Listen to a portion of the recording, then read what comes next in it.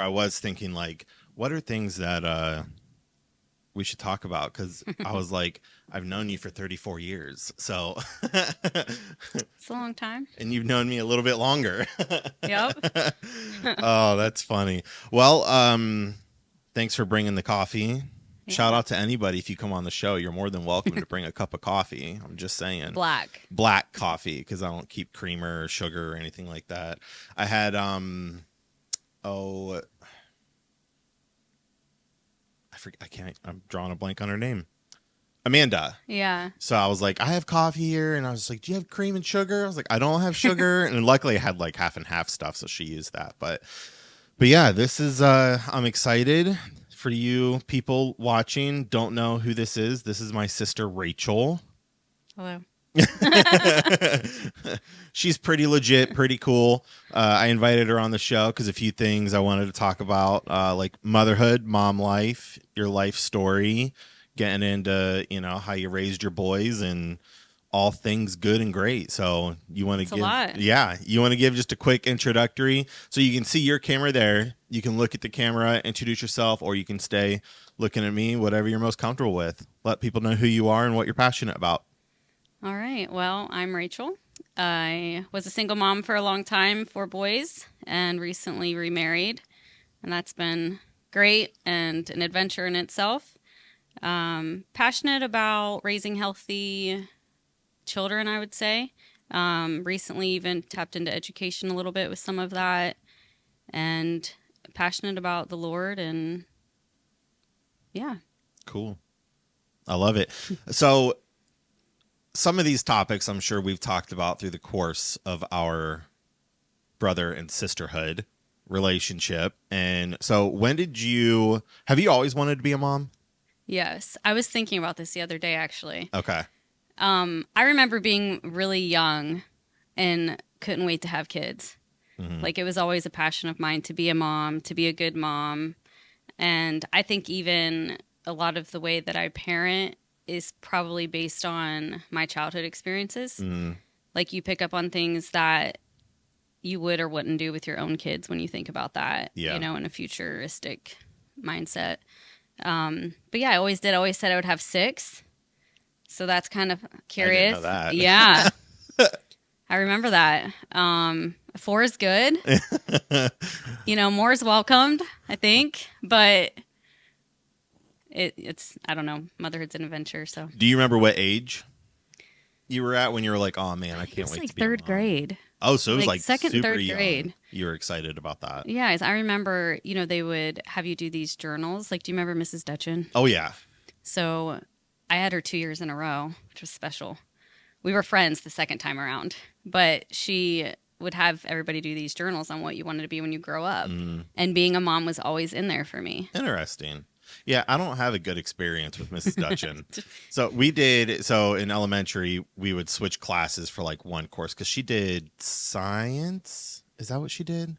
I think she started with, maybe it was science. I feel like she did one subject, but then when I was in third grade, she did, like, she was my only teacher that year. Oh, And okay. then I switched, well, I take that back. I think I switched to Mrs. Day for like reading, but she was my Okay. main teacher Okay. that year. Yeah, for me, we would switch once a day for like a period or for like 45 minutes or something.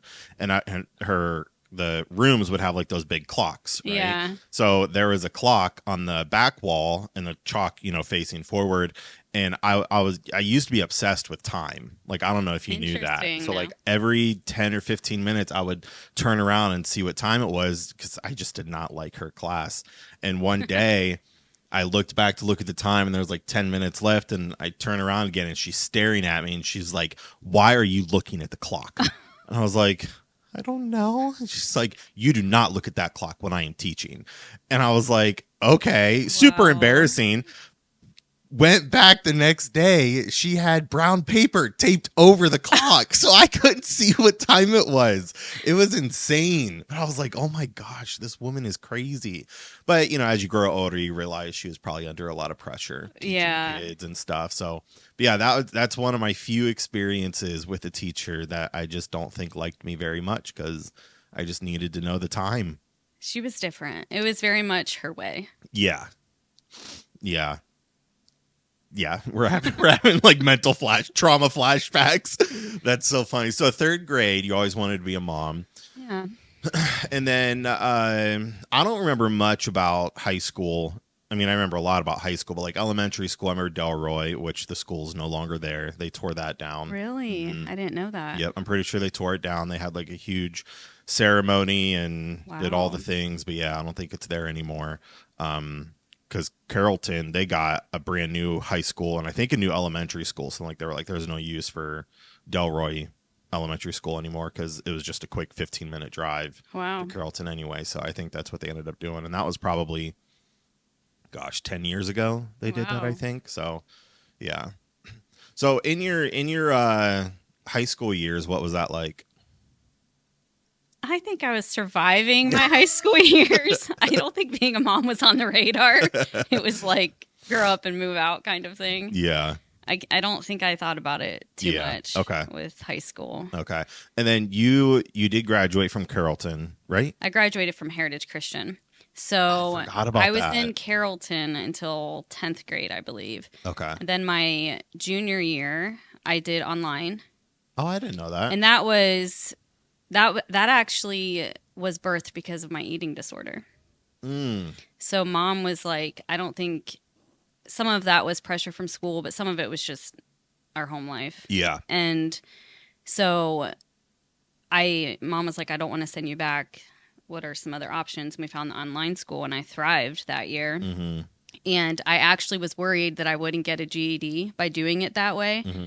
And there wasn't anybody in my life to say, oh, well, you could take a test or you can still graduate this way. So in my mind, I thought I have to go back to school my senior year to graduate appropriately. And mom was able to afford Heritage Christian. So I did my senior year there. I remember you going to Heritage Christian.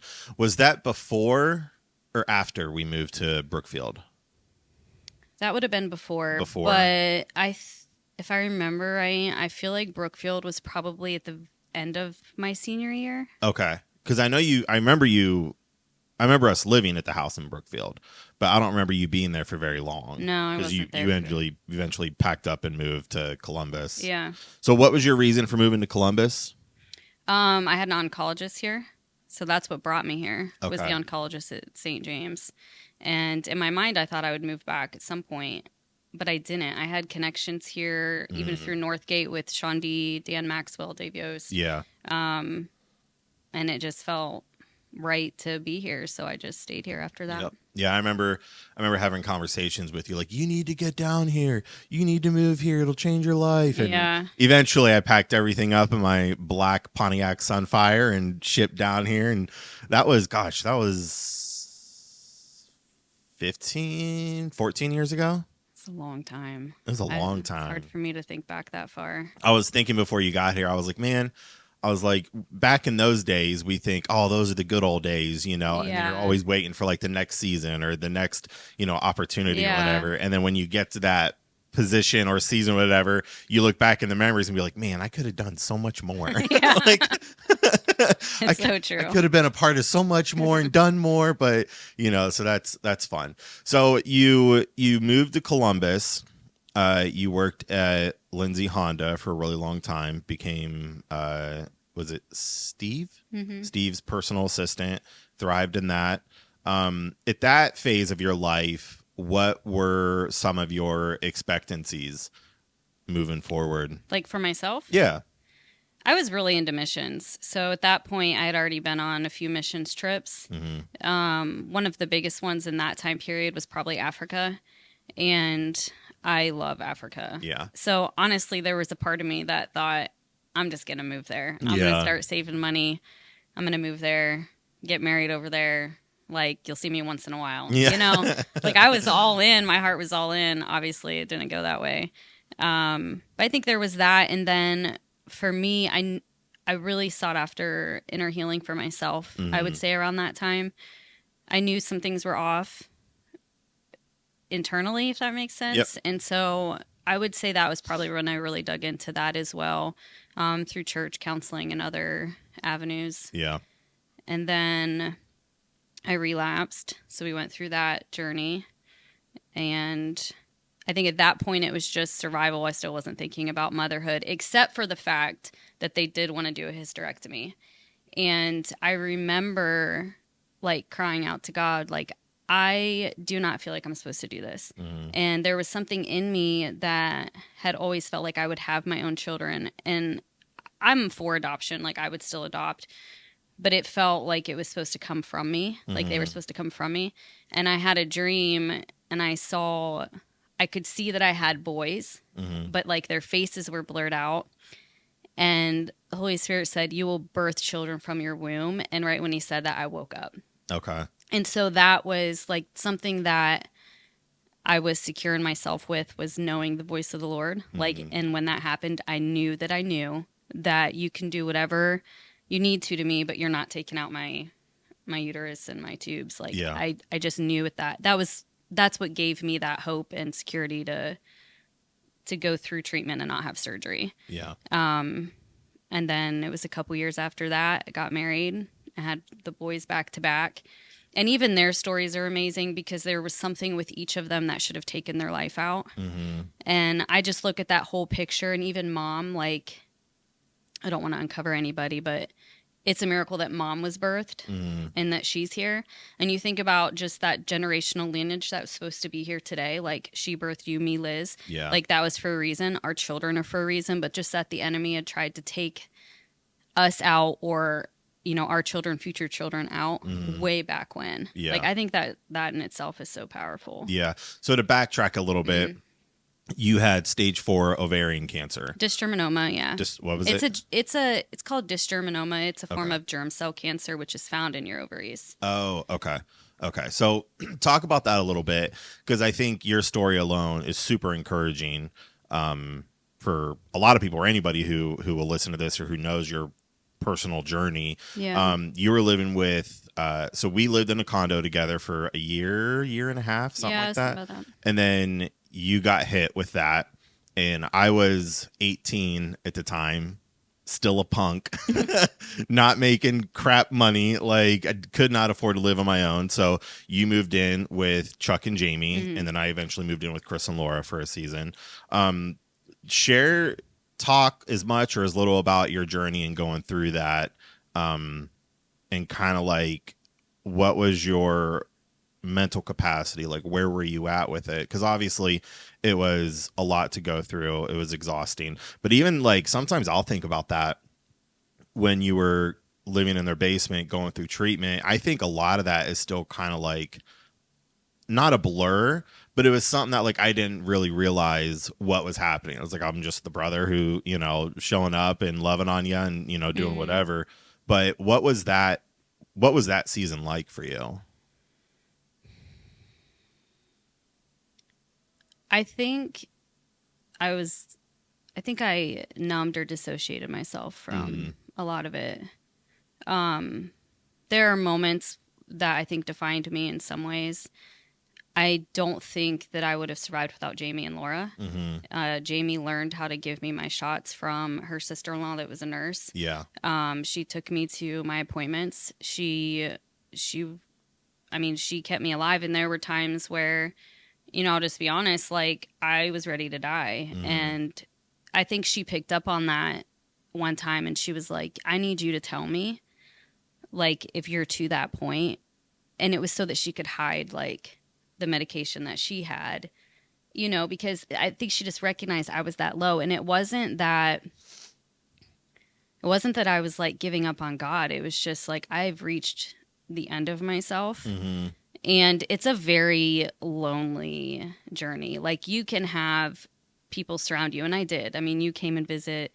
Laura was there with a lot of my shots. Like, I had people who loved me and who were there for me. But when you still feel alone in it. Yeah. Like, you're the only one that's going through it. And you have to really, like, for me, I had to really keep my focus on the end result. Like, even on the dark days, I don't remember who said it to me, but they said, it's okay to stay low or to be low today, but like, you can't stay here. Like, can you come upstairs? Can you sit outside for a little bit? And I don't think I would have made it through the way I did without having those people in my life. Yeah. I think it changes your perspective on life in general. Hmm. Obviously, you value life more, but I definitely have more of an empathy for people who are going through it. I mean, we have friends that are going through treatment and Yeah. mastectomies now, and they don't have community. And I can't imagine doing it without community. Yeah. For me, my community was my family then. Hmm. So I'd say that's part of it. Yeah. No, that's super powerful. Um, I don't remember. I don't even remember the moment when like you weren't diagnosed anymore. Um, what do you mean? Like when the treatment was over, like you're fine, you're healed, or you're good to go. Yeah, Like so you I don't still even remember that. were you still living there? I was still at Chris and Laura's. Yeah. Okay. Yep. Yeah. So I finished my 18-month treatment cycle, and then you get PET scans regularly, and I still got those every 3 years. Okay. They don't really declare you in medical remission until 7 to 10 years after Oh. Okay. your last scan. So obviously I'm through that, and I don't have checkups anymore except for my heart, which is cardiomyopathy, and that was chemo induced. Okay. And that's a long-term side effect that some people just get from the chemo Okay. treatment. So it so basically you just went in for a checkup and they said, okay, you're good to go. Yeah, I mean they do checkups throughout, so like your blood work, Okay. and your And scans. eventually the numbers came back and they're Yeah, like, hey, you don't have to do treatment anymore. Like it's gone or whatever. And yeah. okay. Like they kind of monitor you. They give you like this number. You're going to be in this for this many months, or it's going to take 2 years, or we're going to do, you know, 6 cycles of chemo and 2 cycles of radiation or whatever. Like your team comes up with this plan. Okay. So they monitor you through that plan, because if your white blood count's too low or something like that, then you might not be able to do chemo that day. Like your body might just need a rest from that for that cycle. Okay. And then so they monitor you through that. And then once you're reaching that end, you start doing more of your scans. And yeah, I mean, they come back and they're like, your scans look good, everything looks clear, but we're going to monitor you. So they keep monitoring. For me, they monitored me for like 3 months. Okay. And then it moved from like 3 months at a time to 6 months at a time. Okay. Then let's see where you're at in another 6 months. Just because the type of cancer it is too, it can metastasize really easily. What is that? I mean, like when it spreads to other parts of your body. Oh, okay. Yeah, and I still get regular checks, but most of those are done now through my GYN. Okay. Okay, cool. Yeah. So you get out of that and then you get married. You're still in Delaware. I want to say Decker was such a tiny, cute baby, but now he's over 6 foot tall. Like kids just grew into a giant. Yeah. What was it like having your first kid, Decker? Which is my first nephew, by the way. Decker was a big baby, so he nearly, I think, legit killed me. He was just long, big, 8 pounds, 14 ounces. Like that was big for my Is that size big? then. Okay. Yeah. And he got stuck. So I was 9.5 centimeters. I don't know how much you know about that, but when you get to 10, like you start pushing. Okay. So they induced my labor at 42 weeks because he was just perfectly content in there. And that's still his personality to some extent. Yeah. And so anyway, it was induced. It didn't go well. 72 hours later, my doctor comes in, who was amazing at the time, and he's like, all right, well, we're going to kick up your Pitocin or whatever. And I was stuck at 9. Then I got to 9.5. So I'm like, okay, I'm going to do this, right? Like it's getting close. And his heart rate dropped. Decker's did. Yeah. Okay. And then the nurse checks me and she's like, we think he's past meconium, which is their first stool. Oh. And so when okay. they pass it in the womb, it can cause some health issues because they can inhale that. So I start freaking out because it's my first baby. I don't know what's going on. And my epidural was wearing off really fast. And so Dr. Underwood said, I think we're going to have to take you for emergency C-section, but I'm concerned that you're burning through the epidural so fast. And I'm like, okay. And he said, we're going to try a half epidural, if I'm understanding this right, and then half spinal tap. So basically it numbs you from the neck down And he said, if that wears off in the next 15, 20 minutes, I'm going to have to put you under to deliver your baby. Oh gosh. And I remember thinking, well, that's really scary, right? So we get in there for surgery, and this is my understanding. I mean, I'm laying there, but this is how I remember it. Dr. Underwood's like, okay, well, we're going to go ahead. Like, I'm through the last part, cutting through your uterus, and we'll get your baby delivered. And all of a sudden I hear him crying, and Dr. Underwood's like, well, he has some good lungs. He's not even out yet. Like, as soon as he was able to like take that cry, he was Yeah. able to, and he was still attached in my belly. Oh gosh. So that was kind of cool. But he was fine. He had a cone head for a while, and I was really drugged up with him. Okay. So this sounds really bad, but I did not have that instant connection. Like, when they put me back to the room, they didn't have Decker with me. I didn't even know where he was at that point. And I think, if I remember, I think I had fallen asleep. And that was partially because of the meds that they had given me to keep me numb. And you just gave birth, which is super exhausting. And the nurse said, do you want to hold your baby? And I said, yeah. And she brought him to me, and I didn't think he was mine. Like, he has this fiery red hair. He's like pale as ever. And it's not what I expected like my kid to look like. And so I remember asking her, are you sure this is mine? She's like, yeah, honey, the swelling will go down, you know? And I'm just like, I don't have this instant connection of love either. Okay. And so I remember thinking, is something wrong with me? Is it just because I just was on so much medication for the last couple of days and, you know, surgery? I'm just out of it. And so I think I remember just kind of handing him off. And you showed up soon after that. And so I just remember processing some of that. And the next day, like, I had this desire to take care of him, don't get me wrong, but there wasn't like, I don't know, it just wasn't like this instant connection. Yeah. Like, I loved him because he was my child, but I didn't have this instant love. It's weird to explain. And that's something that developed for me over time. Okay. And so he was a very hard baby. He was a little colicky, but then we found out he had a dairy issue, so we navigated that, and the child never slept. Like, he would not sleep unless there was a vacuum in his room, but you can only leave that on so long because then the room gets hot. And I think he stopped taking naps a little after a year old. And I remember the doctor saying, like, his pediatrician, that's not really normal. You should try to get him to take 2 to 3 naps still. And I just ignored him because I'm like, there's no way. He's just a busy baby. He was always alert. He still is. Yeah. He always is paying attention to what is going around, like what's going on around him. He knows where everybody is. I mean, he's still like that, and he was like that as a baby. Yeah. That's fun. I remember him being like maybe like his 2 or 3 year old phase, because you still lived in Delaware at the time, right? Was he 2 then? We would have lived in Delaware then, yeah. I remember him being super alert, very busy, always doing something. And so over the course of raising Decker, now eventually I want to get through all the kids. And so in him developing his personality, when did you first start like seeing that, like seeing his personality being developed? And how did you navigate that? Like from birth to where he's at now? Yeah. I think you start seeing it young. I'd say by 2. Okay. Because for him, he was always taking things apart. Like, he liked to take his train wheels apart and put them back together. He loved building. He loved train tracks.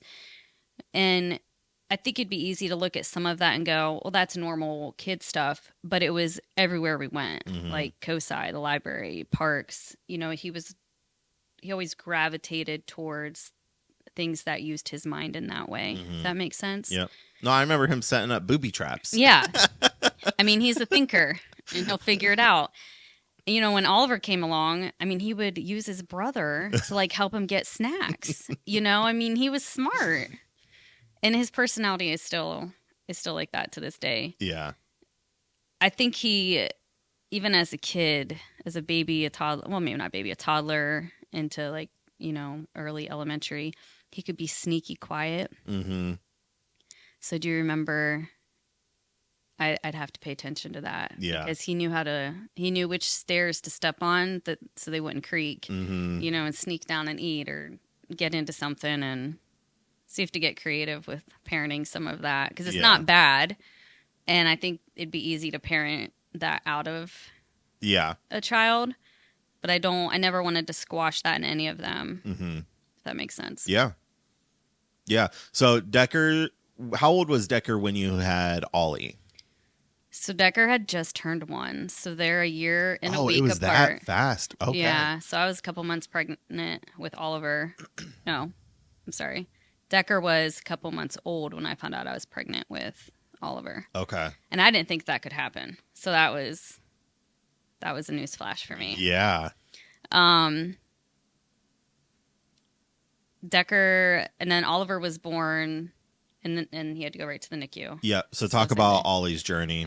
So Oliver he was born, my water broke with him at 36 weeks. I just hit 36 weeks. Is that fast or low for 36 weeks? Yeah, they typically consider you to be full term at 37. So he wasn't necessarily what I would consider premature. Does full term mean like they're ready at 37 weeks They to come say out? they say that their lungs should be developed by 37 weeks. Okay. So I'll talk about this in a minute, but with Cade, they gave me medication to develop his lungs because they knew they were going to take him early. Oh, wow. So, but with Oliver, my water broke, and there was and from what I had read after, that's actually a good sign. If your water breaks, then it's the baby's like ready to come out, like Okay. everything is good. But he did not pass Marconium. I think I'm saying that right.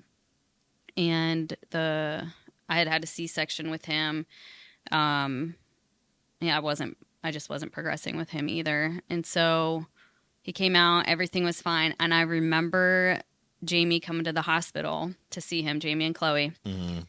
And she's like, "How's it going?" And I said, "I think something's wrong with him." And she's like, "Rach, why would you say that?" Yeah. I'm like, "I don't know. Like, he's not eating. He's not interested in eating." And that was really different than my experience with Decker. Yeah. And it was just this weird, I think, motherly instinct that I knew something was wrong, but I didn't know what it was. And so you stay in the hospital for like 3 days when you have C-section. So it's the second day, they're checking on him. He's doing fine. He's eating a little bit, but it still didn't seem right. And eventually they were getting ready to, I think, let me go that evening or something. And they had come in and I said, did he have a bowel movement? And the nurse said, "Oh yeah, he's good." And I said, "When did he have the bowel movement?" Because normally they tell you, though, like if they go to the nursery, whoever brings them back will say, "He had a bowel They keep movement, track changed of his everything diaper, this is and- what he ate." Yeah. And she said, "Oh, let me go check that." And here he hadn't had a bowel movement. And then the on-call doctor noticed that his belly was distended.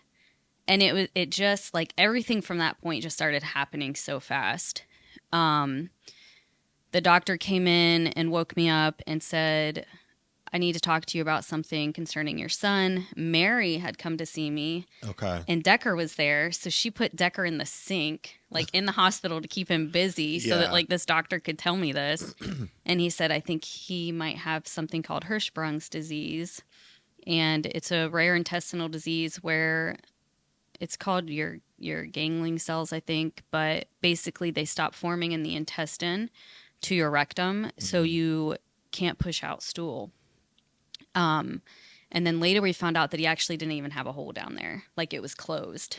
So for him, those cells stopped developing in the lower part of his intestine, like 200 feet up. Wow. So they came and said that, and I'm just sitting there like, what does that mean? And they said, "We're going to have to life flight him to Children's Hospital." And so at that point, I'm like, what am I supposed to do? Like, can I leave? Yeah. Like, I don't want to be without him. I don't know where he's going. All these things racing through my mind. And Josh said that he would follow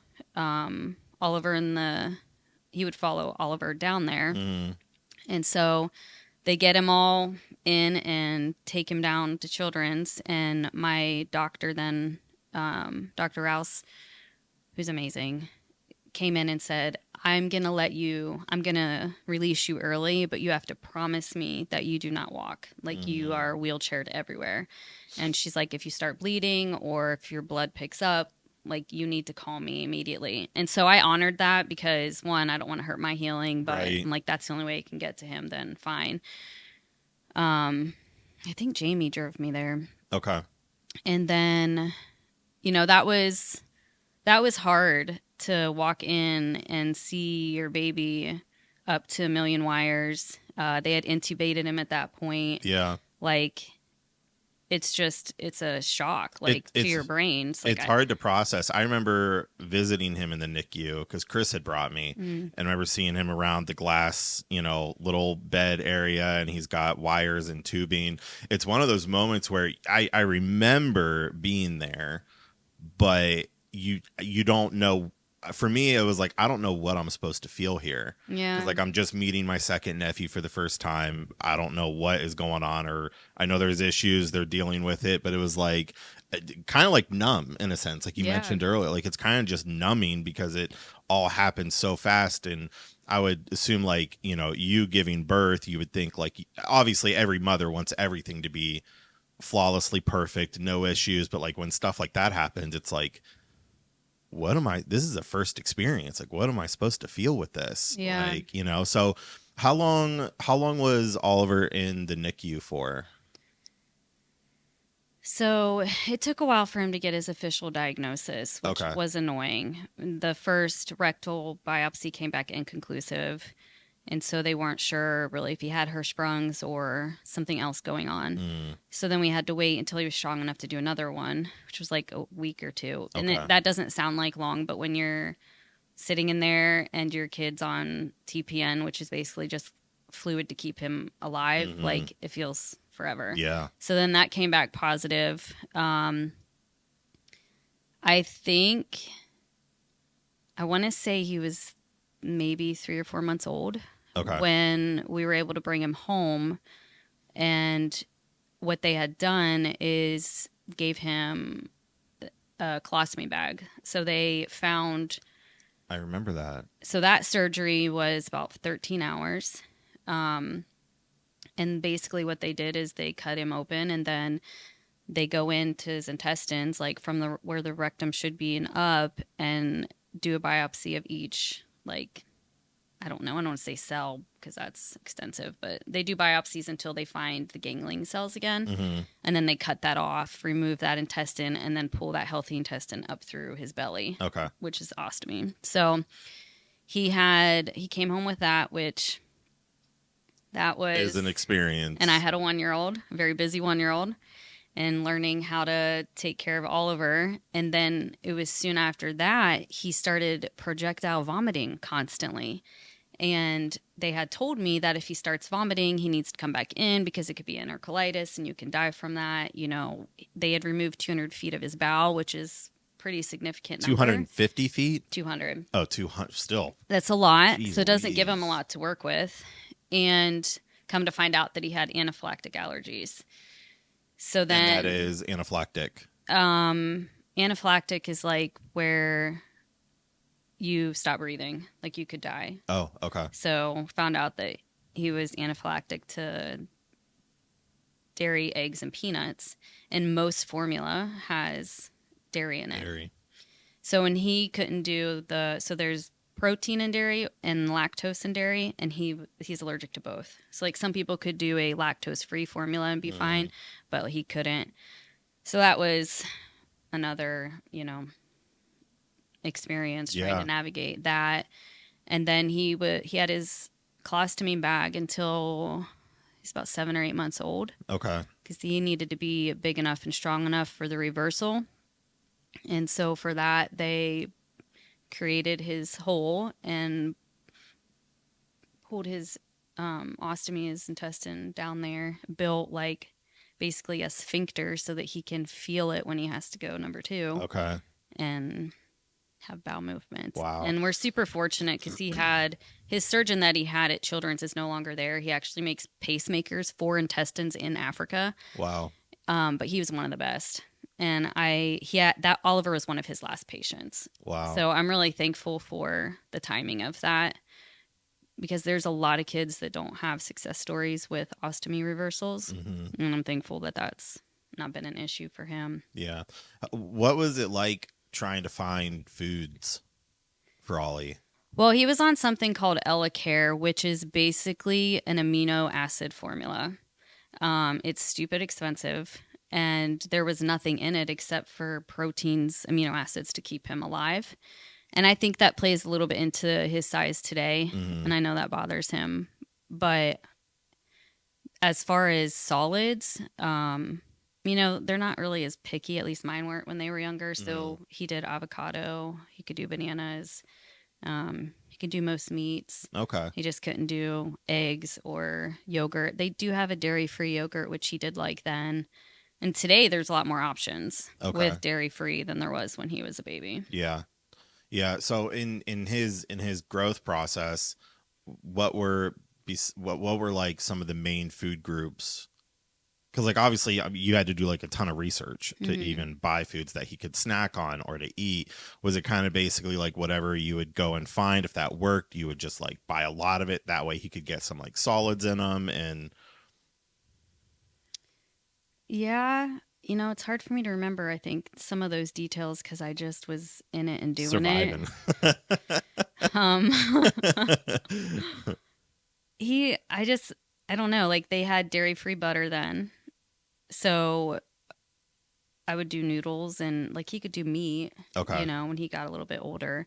But I did Well, I have to mean, as be, far until he could start eating solids, because there's a time point, right, where you can't yeah, give babies any yeah. solids. So, in his transition from like just liquids to being able to eat solids, were you more prepared to like when he could start eating meats and like I pretzels or snacks or? I think I was more scared because I knew that if I gave him too much of something and he wasn't having bowel movements, that could cause a blockage and ruin his reversal surgery. Okay. So Did you have to limit the amount of like quantity that he ate per meal? Or were you just more just really cautious and aware? I think I was probably more cautious and aware. Like for example, prunes will help you go. Mm-hmm. And so they wanted him to have 2 to 3 bowel movements a day. So if we were hitting, one or two and he'd only had one, then I would give him prunes for like mid afternoon snack or whatever, like Okay. prunes and an apple or something. Um, but like meat can bind you, so foods that would be binding, I would have to watch. Mm-hmm. And he was on his EllaCare for a while. We had to mix his formula differently to add calories to help get some weight on him because that was a problem for a long time. Mm-hmm. Um, Other than that, I don't know. We Okay. we did it, Yeah. but You made it through. yeah. I think one of the trickiest parts was not letting Decker give him food. Yeah. Yeah. Like Here he'd you go give him a go. Cheeto, and I'm like, no, but like trying not to scare him. Yeah. And I did have to use the EpiPen twice. Oliver had, Okay. I don't even know, the one time the Haywards were watching him, Mm. and it was the first time I'd let anybody else like watch him. Yeah. And bless their hearts, like to this day we still don't know what happened, but she texted me and said, I think something's going on with Oliver. Mm-hmm. And I remember like focused on me when he saw me, and he had broken out in hives. He was barely breathing. Oh I was just gosh. like, what happened, Yeah. in an hour to cause this? But had used the EpiPen that time. And then there was another time I don't know if he got into something, if one of the boys had given him something, and I had to give him an EpiPen, Wow. which is kind of scary for a little leg, Yeah. you know. Yeah, because he was a tiny baby, Hmm. real tiny. Wow, that's crazy. And at this point, you're still in Delaware, Yeah. and then you got pregnant with Cade. Sorry, I Yeah. was drawing a blank. That's okay. I was waiting for you to get I there. know. There's so many. No. Yeah. Where were you at when you got pregnant with Cade? Were you still in Delaware? Or Mhm. okay. All Yeah. right. And what was that birth like? So by this time, Decker, it should be 2, So and Oliver's hitting 1 year. I think Decker would have been pushing 3. Okay. Ollie would have been 2. I had 3 under 3. So is that right? 3, 2. And No, I then guess he would have been still. Maybe Decker was close to 3 or okay, like 2.5. Then Oliver would have been 1, and okay, then yeah, and and then then Cade. Cade. Because for Oliver's reversal, I was pregnant when he had his reversal surgery. I don't remember that. Yeah. Okay, so what was Cade like? So Cade, The chatterbox. yeah. Um, he had something called an umbilical vein hernia. So after Oliver was born, my OB said that they would check for Hirschsprungs. Hirschsprungs can't be found in utero, meaning they can't find it if you were to do an ultrasound or a scan. But there usually are other symptoms we found out of Hirschsprungs. So one of them is a genetic testing, and then sometimes like the thickness on their neck will be different. Okay. And a lot of times that can be a sign of Down syndrome Okay. in utero, but it also mimics Hirschsprungs, which is something that we had found out through genetics. So my OB was like, "Well, we'll test. We'll do a, I think it's called like a 3D medical scan or something, Okay. in your 3rd trimester." So I did that, and they're just looking at his intestines and looking for anything unusual, and found that he only had 1 vein instead of 2 going through his umbilical cord. So when this happens, it can mean that the baby's not getting enough oxygen, or a lot of times they're born stillborn, Okay. because coming through the birth canal or being birthed, obviously it puts pressure, and they don't get enough oxygen, and they pass away. Wow. So then after that was somewhere around 34 weeks that they had done that, I believe. And I, at that point, was having weekly checkups with the OB, and they put this little monitor thing around your belly. It's called an NST, and it tracks the baby's movements. And normally, if everything's good, that'll get you through the next week, and then you go back and they do it again. Mm-hmm. And his movements had kind of died down that following week, and my OB was like, "Well, there's still adequate movement, so let's just bring you back in 3 days instead of next week." So they did that, and they were still low. And my OB at the time was like, "We're going to have to take him." And it was like I feel like it was a Wednesday, and it was that Friday Okay. that they said, we need to take him. And that was early. So between that about 2-week period, they had put me on this medicine to help his lungs mature. Okay. And I don't know if that did anything because it was such a short time period, but Yeah. he didn't have any issues breathing. But his umbilical cord was so fat, they took pictures of it to keep and submit. And I don't know what that means. Like, if I were to go back For like teaching or documentation. I assume so. Okay. But that was wild because it was wrapped around him, and they made several comments about that, like how how large his cord was. And that was because he only had 1 vein, I guess, going through instead of 2. Okay. Yeah. So Cade's born. There weren't any complications after birth? No, he was fine, and he was a great eater. He was, to that point, my easiest baby. Yeah. Little did I know what that meant for the toddler years, but Yeah. he was a very easy baby. And so animated, so that was always fun. Which he still is. He is. He is very animated. It's one of his best qualities. Yep. So That's fun. So Decker, Oliver, Cade. Now we're getting to Jude, your 4th. That process. So at this point, Decker would have been probably 3.5? probably 4. 4? Yeah. And then Oliver is 3. Cade been 2. 2. And now you're having Jude. Yeah. So Jude was an IUD baby. A what? IUD baby. IUD. Do you know what that is? Nope. So it's a contraceptive. It's shaped like a T, and it goes through your cervix, and it like pops out in your uterus so that it's supposed to prevent pregnancy. Prevent. Yeah. Well, that didn't work. Yeah. Yeah. So they were supposed to be here. It was just a long journey. Yeah. Yeah, and I woke up in the middle of the night, blood everywhere. Oh, gosh. I mean, like am I dying blood? And at the time, I had like master bathroom. And so I get up and it's like, this is not an exaggeration. It is just like coming out. I don't remember this. I I, don't know where you were living then. it wouldn't have been. Let me think about that. I You, think it still would have been with. I feel like you were at IP then because you, That's true. Yeah, I would have been an international paper. Worst company ever to work for. I do not recommend them at all. I have such negative things to yeah, say it's about not a that good company. place. But yeah, I would have been an international paper by then. And still at that time, either I was with Chris and Laura or I would have been at Kyle's basement at that Mhm. time. So one of those and Yeah. somewhere around there. But anyway, continue on. So you're gushing blood. Yeah, so I sit, TMI, I sit on the toilet and it's coming out so fast it's like splashing up on my Oh legs. my gosh. So I'm thinking, obviously I'm having a miscarriage, right? Yeah. And I called Jamie. So you knew you were pregnant at the time. Yeah. Okay. I called Jamie and I am like crying hysterically. I need help. Like there's blood everywhere. I don't know what to do. The other boys are sleeping. And she comes over and she's standing there and I'm like, she's like, Rach, you have to go to the hospital.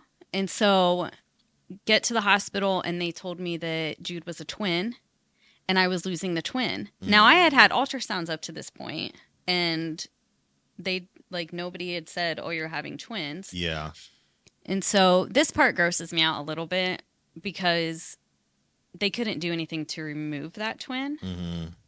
They just said, "We're going to leave that baby in there and then when you deliver Jude, we'll take that out Oh with, gosh. take that baby out with him." But the miraculous story with Jude is because it was an IUD, so they had to remove the IUD, and they said when we remove the IUD, there's a chance that you'll lose this baby too. Mm, And obviously that didn't happen. But right. I did continue to bleed with Jude that the rest of that pregnancy. And even at the end, I started losing fluid, so they had to go up and stitch my cervix to keep it from dilating to go into premature labor. Wow. And then they took him at 37 weeks, which is considered full term, and that was C-section too. Okay. And he was a colicky baby. I mean, I know the word colicky. oh, Like attachment. no, Is that like crying. Oh, okay. Like he constantly had to be bounced. He cried and nothing worked. Okay. Our neighbors at the time were this adorable older couple and they would hear him screaming at night and the lady came over a few times and was like, "Do you want me to just walk him outside?" Because he liked being outside and he liked baths. And she would walk him for me just so that I could have 30, 45 minutes without the crying. Mm-hmm. It was bad. And he did that, man, I want to say like 7-8 months. Why do you think he was so colicky? I don't know. When it started and I was realizing like something doesn't seem right, they tested him for Hirschsprung's. They tested him for all different kinds of things. We tried several different medications, thinking that it was acid reflux, Okay. and he was on something for that for a while that helped a little bit, but it wasn't anything to like rant about. Mm-hmm. But he was quiet in the bathtub, and that I would literally feed him. I would get all the boys and say, "Okay, we're gonna have to go into the bathroom for 45 minutes to an hour," and they would bring in their toys. I had a couple iPads then, like put a show on for them, and I Yeah. would bathe Jude and literally hold the bottle while he was in the tub to feed him. Wow. So I don't know. I think looking back, I probably would have done some things differently, like maybe taking him to a chiropractor, seeing if there was something going on with that. He ate fine, so I don't think it was a tongue tie issue. I don't know. When did he start getting out of like that colicky phase? Do you remember? It was a little after what I remember, 6 months, because he had started crawling. Okay. 7, 8 months maybe. And it was fine. It was weird. Okay. All right. And they say that's just like colic, but I had never experienced that with Yeah. the other Or ones. at least to that degree, to Yeah. that extent. So jumping back to Decker, well, I guess all four boys, and you can elaborate as much as you want. So I know you're really good at, and you've always been great at, again, and you touch base on this of like not uh working something out of them, but letting them just be and develop and letting them just build their personalities and how they are today. What was your process like that with being a mom to like let that naturally grow? Does that make sense? Like you didn't, because I know like kids can be kids sometimes, and I Yeah. feel like, I mean, I'm not a parent, but I feel like parents can kind of like work things out of their kids if it's annoying or doesn't Yeah. make sense. And I don't think you never did that with them. So like, what was your process like that to just learn to let them be who they are, to grow into who they are now? It's a good question. I think the one of my earliest memories of like a light bulb moment, as I would call it, Mm. we are like, was Decker would have been a little over 1 at this point, maybe 1.5. And I had laid him down for a nap, thinking he's actually going to take a nap, or he would stay in his crib long enough so that I could change Oliver's ostomy bag, Mm. because that was a process. And I was sitting on the floor in my bedroom. I have my legs over Ollie's arms, which is like, not to be mean, just like if he goes to roll, I don't want his poop all over me. Right. And there's a process to the bag change. Yeah. So I get the bag off, put it in the bag, and I'm cleaning around his stoma. And out of the corner of my eye, I see Decker push my bedroom door open. He has his binky still. He's got these big beady eyes. And I'm just like, in my head, I'm like, oh no. And so Oliver's looking at him, and I'm like, please don't roll, please don't roll. So I'm like, hey, buddy. And I'm trying to hurry. You have to like swab around the stoma so that the new barrier sticks. So like, I'm Mm. trying to dry that up quickly before poop starts coming out of the stoma. Yeah. And Decker's walking over, and I'm like, hey, do you want to sit next to me? And he's like, well, he gets on the bed. So I'm sitting on the floor, and Decker's like up here. And I'm like seriously trying to keep it cool, because like anything could happen, Mm-hmm. and then I'm going to have poop everywhere. Like it's just a mess. So Decker, I don't know, gets in his head he needs to come sit next to me. So he's like kind of crawling on me.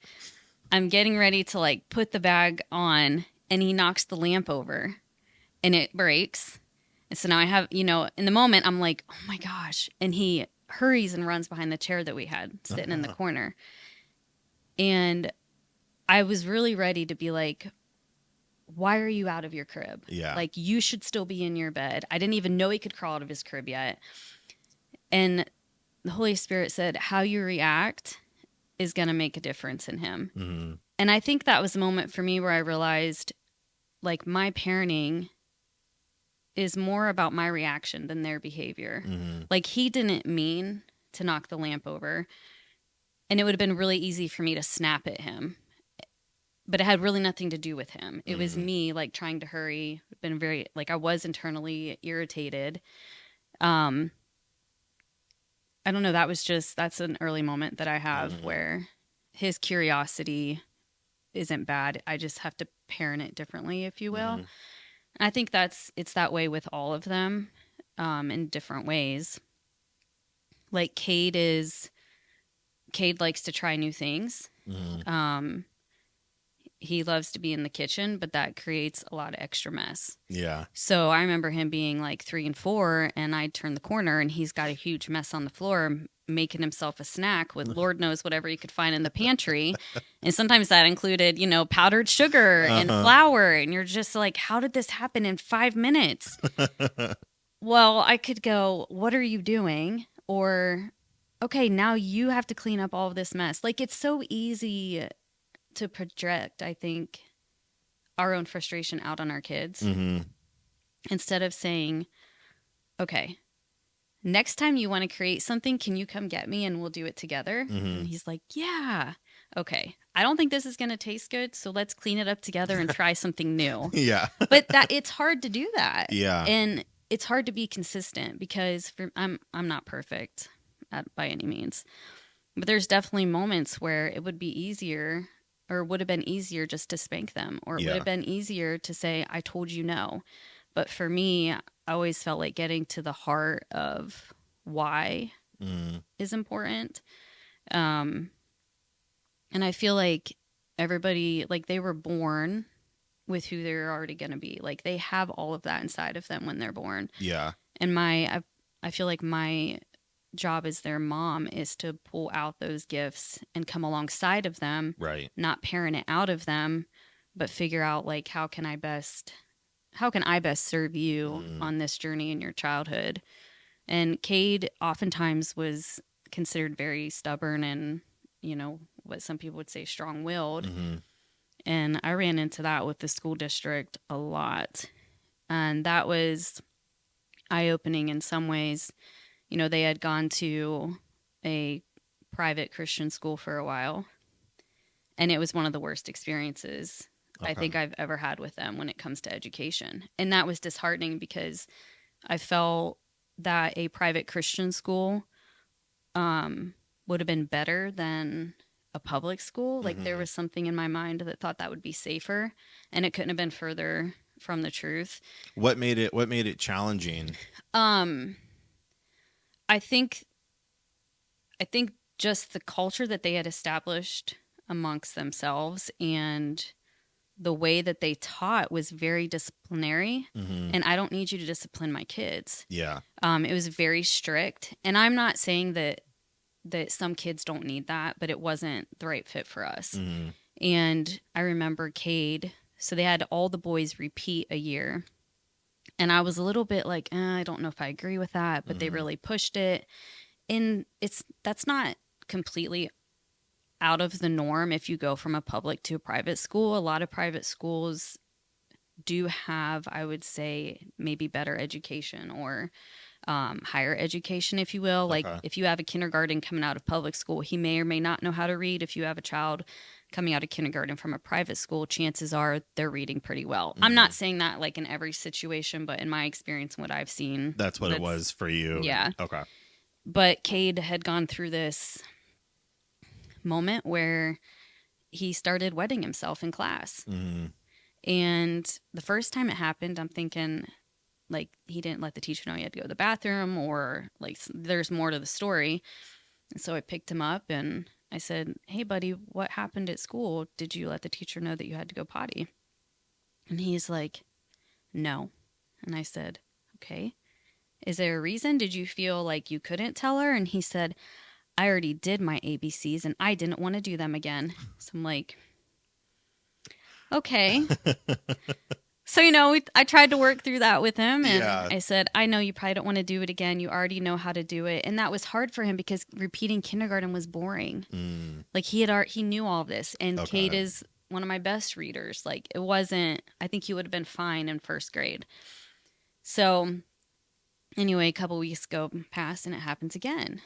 And so the principal calls me and I said, well, can you give him maybe different work to do? Like he's proven that he knows all of this. Yeah. Can you come alongside him and give him some first grade work? And he said, well, we're not going to just change the way we do school for one child.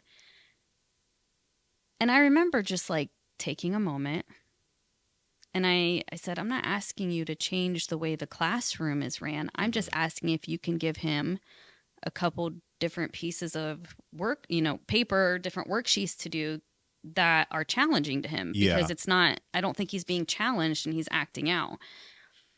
And he said, I don't agree with you. And he's a very strong-willed child and you need to just leave him here all day. I said, I'm not going to do that. I would have I'm- reacted differently. I think But, Chris like, Stevens you has wanna- helped me a You lot, want to step outside, bro? You want to say that to my face? but that's not going to get you anywhere. I know. So I said, well, I'm going to come pick up Cade and we'll talk about it later. So anyway, there were other issues that were coming up and I won't uncover that on like publicly, but that's kind of what started my thought process to homeschooling. Okay. Because that was during COVID. And then public schools had opened it back up and they went back to Schultz, which Schultz was amazing. We had a great experience there. Mm. Um, yeah. Yeah. All right. So boys are in school now, elementary. Uh, you eventually met Andy. Yeah. I don't even remember how y'all met. You know, it's funny. So years, I think it was probably, this would have been before COVID happened. I actually, and I don't know if you know this, but I remember when Tim was still running the company, I had shot Tim a text because I wanted to switch jobs. Because at that point, I was delivering furniture still, I think. Mm-hmm. And I was like, hey, do you have any job openings? He's like, hey, actually, text this guy. He's in charge of things now. And it was Andy. That's funny. So I had texted Andy and I was like, hey, I'm thinking about switching careers. Like, do you have any openings or whatever? And so that obviously never happened. But he actually sent me a link, or he said, go to this, fill up, blah, blah, blah, blah, and, I never did it. Because I think at that time I was in a weird phase of my business picking up and kind of like gaining more traction, because obviously the goal was to go full time with it, Yeah. But yeah, I don't know if you knew that, but Yeah. I don't know if he remembers that. But so yeah, you and Andy meet, Mm-hmm. talk Reconnect. about Really. that. Reconnect. Yeah. What was that like? Yeah. It was kind of weird at first because we knew each other from way back when. Mm-hmm. And I was leaving work and somebody had pulled up behind the building and I walked out and they said, hey, Rachel. And I was in my head, I'm like, I don't have time for you. I'm already late picking up my kids. Like, I know that sounds horrible because I worked for the church, but I was like, I have to pick them up, right? So I turned around and I was like, oh, hey. And then I'm driving away and I'm like, who is going behind the church? And now I'm thinking, crap, I probably should have seen who that was. So we didn't have cameras at the time. Yeah. And I'm thinking maybe it was someone else. And then I remembered Pastor Chris saying that Andy had donated the stonework for the building, and that was when they were redoing the columns and all of that. So I'm like, oh my gosh, that was Andy. And I hadn't seen him years, probably since he moved to Florida. It'd been years. Mm-hmm. So I was like, man, I should have at least said, hey, how you doing or whatever. So I had shot him a text later and was like, hey, was that you at Northgate? And he was like, yeah, I was checking on the delivery or whatever. And I was like, I'm sorry, I was rude. I was trying to I had to get the boys picked up from school. And he was like, no, it's fine. It was good to see you. And I was like, yeah, for like 5 seconds, good to see you too, kind of thing. And we just started kind of texting here and there. Mm-hmm. We didn't get anything heavy, of course, like there was no reason. And he had stopped at the church a few other times and ended up connecting with Mike Bean. Mm-hmm. And I know he'd had a few conversations with Chris, and then he had started coming back into Northgate services. Mm-hmm. And I remember there was one Christmas service he had sat by me. I don't know, and things just kind of started evolving from there. And I thought he was crazy a little bit because he doesn't have siblings. Mm-hmm. He has a stepsister, but he didn't grow up with siblings. He didn't grow up around kids. Yeah. And he started showing interest, like, oh, like, I don't think you understand, like, my life. Yeah. Like, it looks really good when you come over, but there are moments. Yeah. Like, and dishes and laundry and diapers and... Yeah. We had this thing, and he honored it. And when it was hard for him, when we started dating, I said, you're not allowed to go in the basement. And he was like, are you serious? And I was like, I am 100% serious. Like, if you go down in that basement, like, it might be done. And he's like, Rachel, I don't care what your basement looks like. And I, no, you don't understand. Like, that's where my laundry is. Like, there's clean piles. That's where storage is. The kids had a playroom down there at one point, and I had not had time to, like, go down there. And so he's like, you don't trust me? You don't trust that, at this point, he's like, that I don't love you more than that? Like, it's a good question. But no, I'm not saying that. But, like, this is a boundary for me right now. Yeah. Because it was embarrassing for me, and he understood, like, you're a single mom.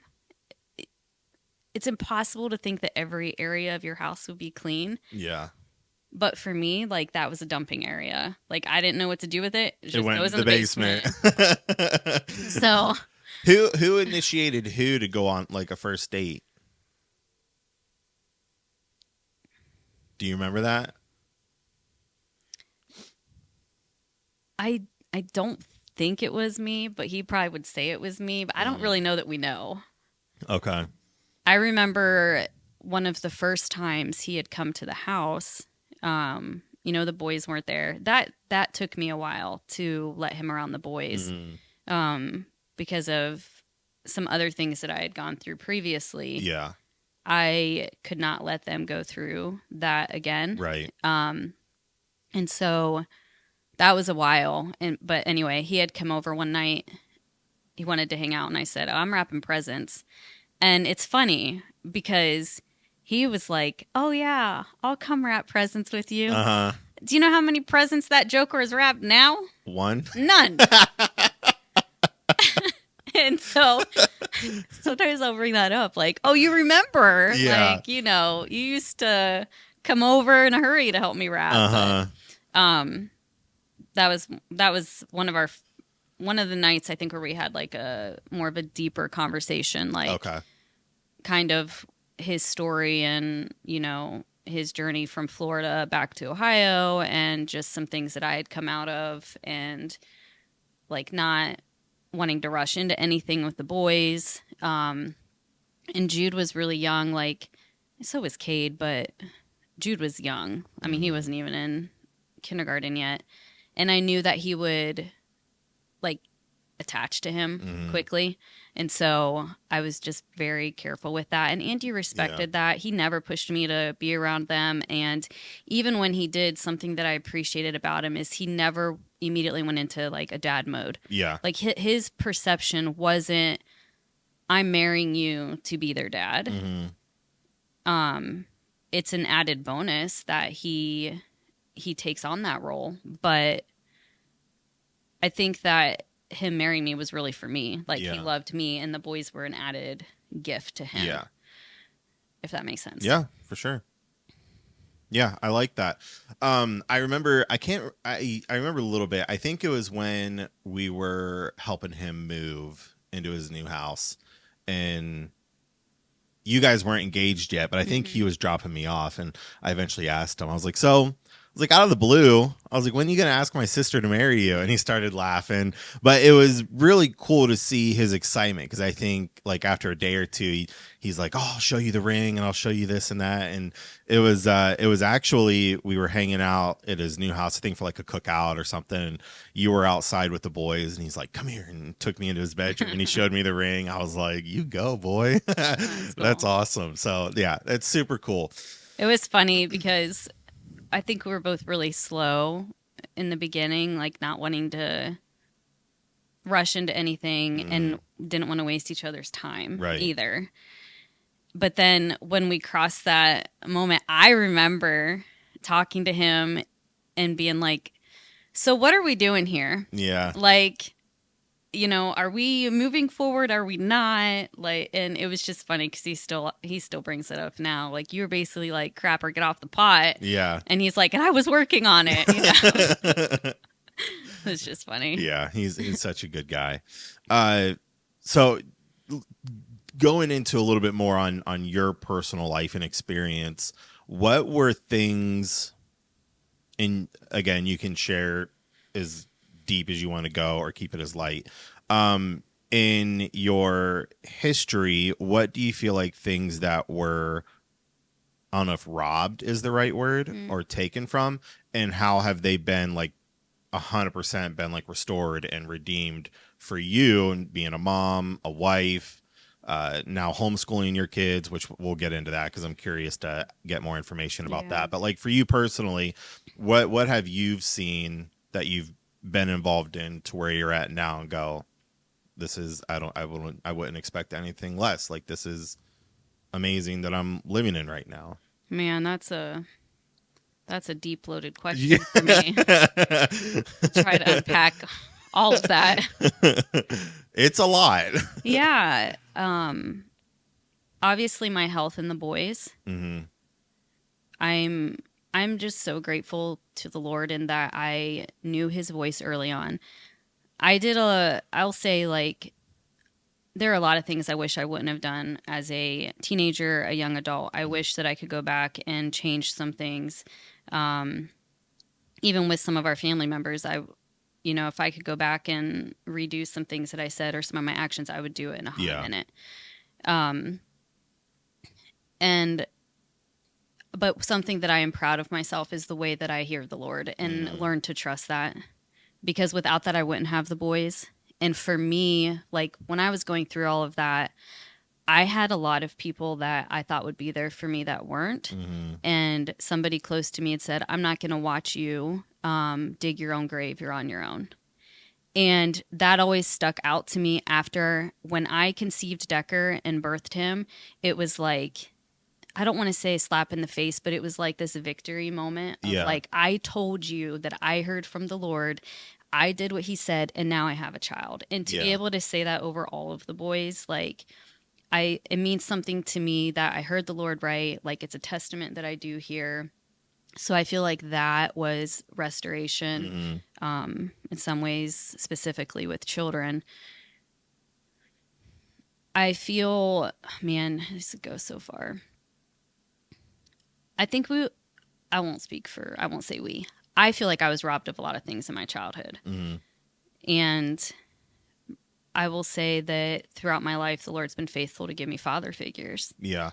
And somebody close to me at times has been a father, a mentor, a boss. And I'm able to navigate that. But when I really needed the heart to heart as like father, daughter, like he was there. Craig Ferris is another one. Yep. Like in my mentorship with him, we went through some heavy stuff that I thought was completely healed and done in me.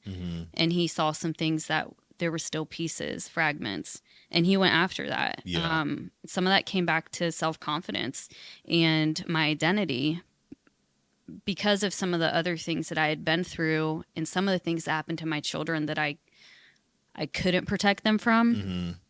He helped me realize that I didn't hear the Lord wrong, if that makes sense. Yeah. In some of my decisions, and validated that, which was a restoration thing for me, like for myself.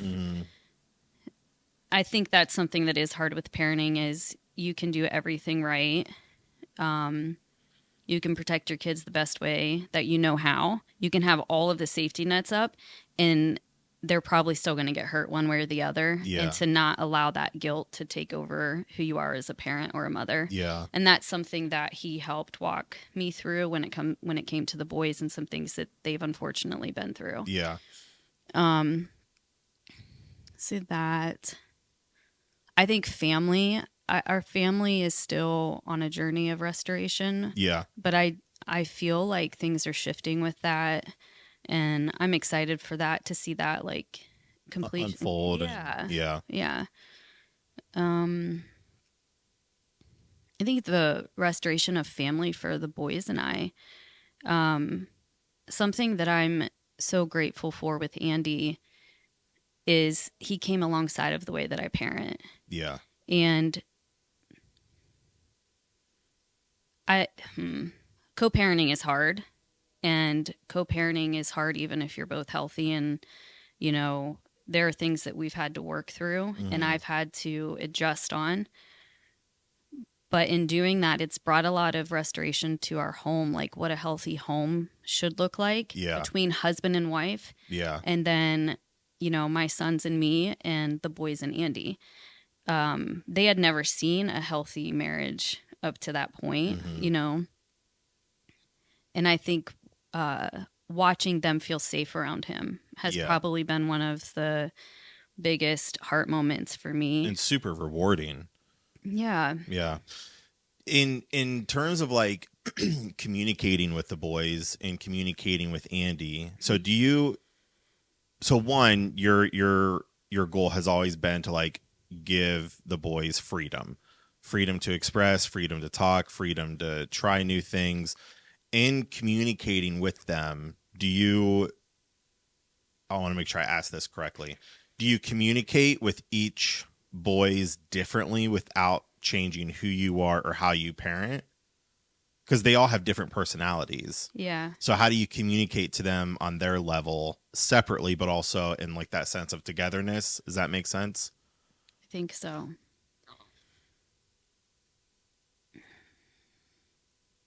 So I'll talk about discipline Okay. because Yeah. Yeah. That'll that's work. something that I don't necessarily discipline them all the same way Okay. anymore. When they were younger, you know, like people ask me all the time if I spank, Mm, if I ever spanked them. The answer is yes, but not with my hand. Like I mm, used a spanking spoon.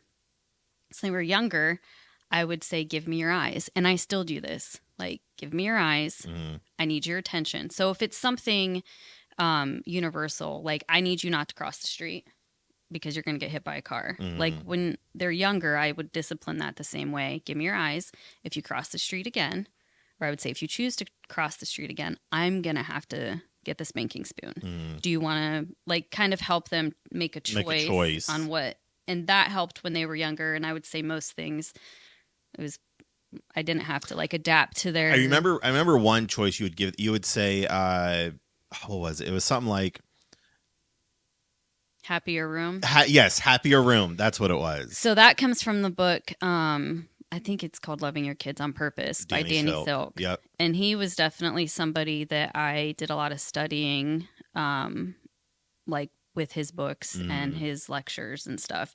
It's definitely a foundation for me when it comes to disciplining them. mm. And I wouldn't say that if they were just upset. It would be, okay, you're not hungry, you're not tired. I mean, Cade, like he still is very emotional. He's Yeah. a big feeler. So if I've exhausted all of my options and you're still choosing to throw a fit on the floor, then I would say, okay, give me your eyes. Happier room. Mm-hmm. You can choose to be happy or you can go to your room and be upset there. But like the rest of us don't want to hear you crying and screaming anymore, you Mm-hmm. know? I don't have to use that anymore Yeah. because they're older and I've taught them for the most part to be able to identify how they're feeling. Mm-hmm. And that is different. So, but they all react differently. When Decker's upset, he shuts down and he goes to his room. So when I catch that, I usually give it a few minutes, knock on the door, like, "Hey buddy, I noticed that you came in, you looked upset. Do you want Yeah. to talk about that?" Um he's very sensitive when it comes to discipline. So for him, it's usually just a conversation. Yeah.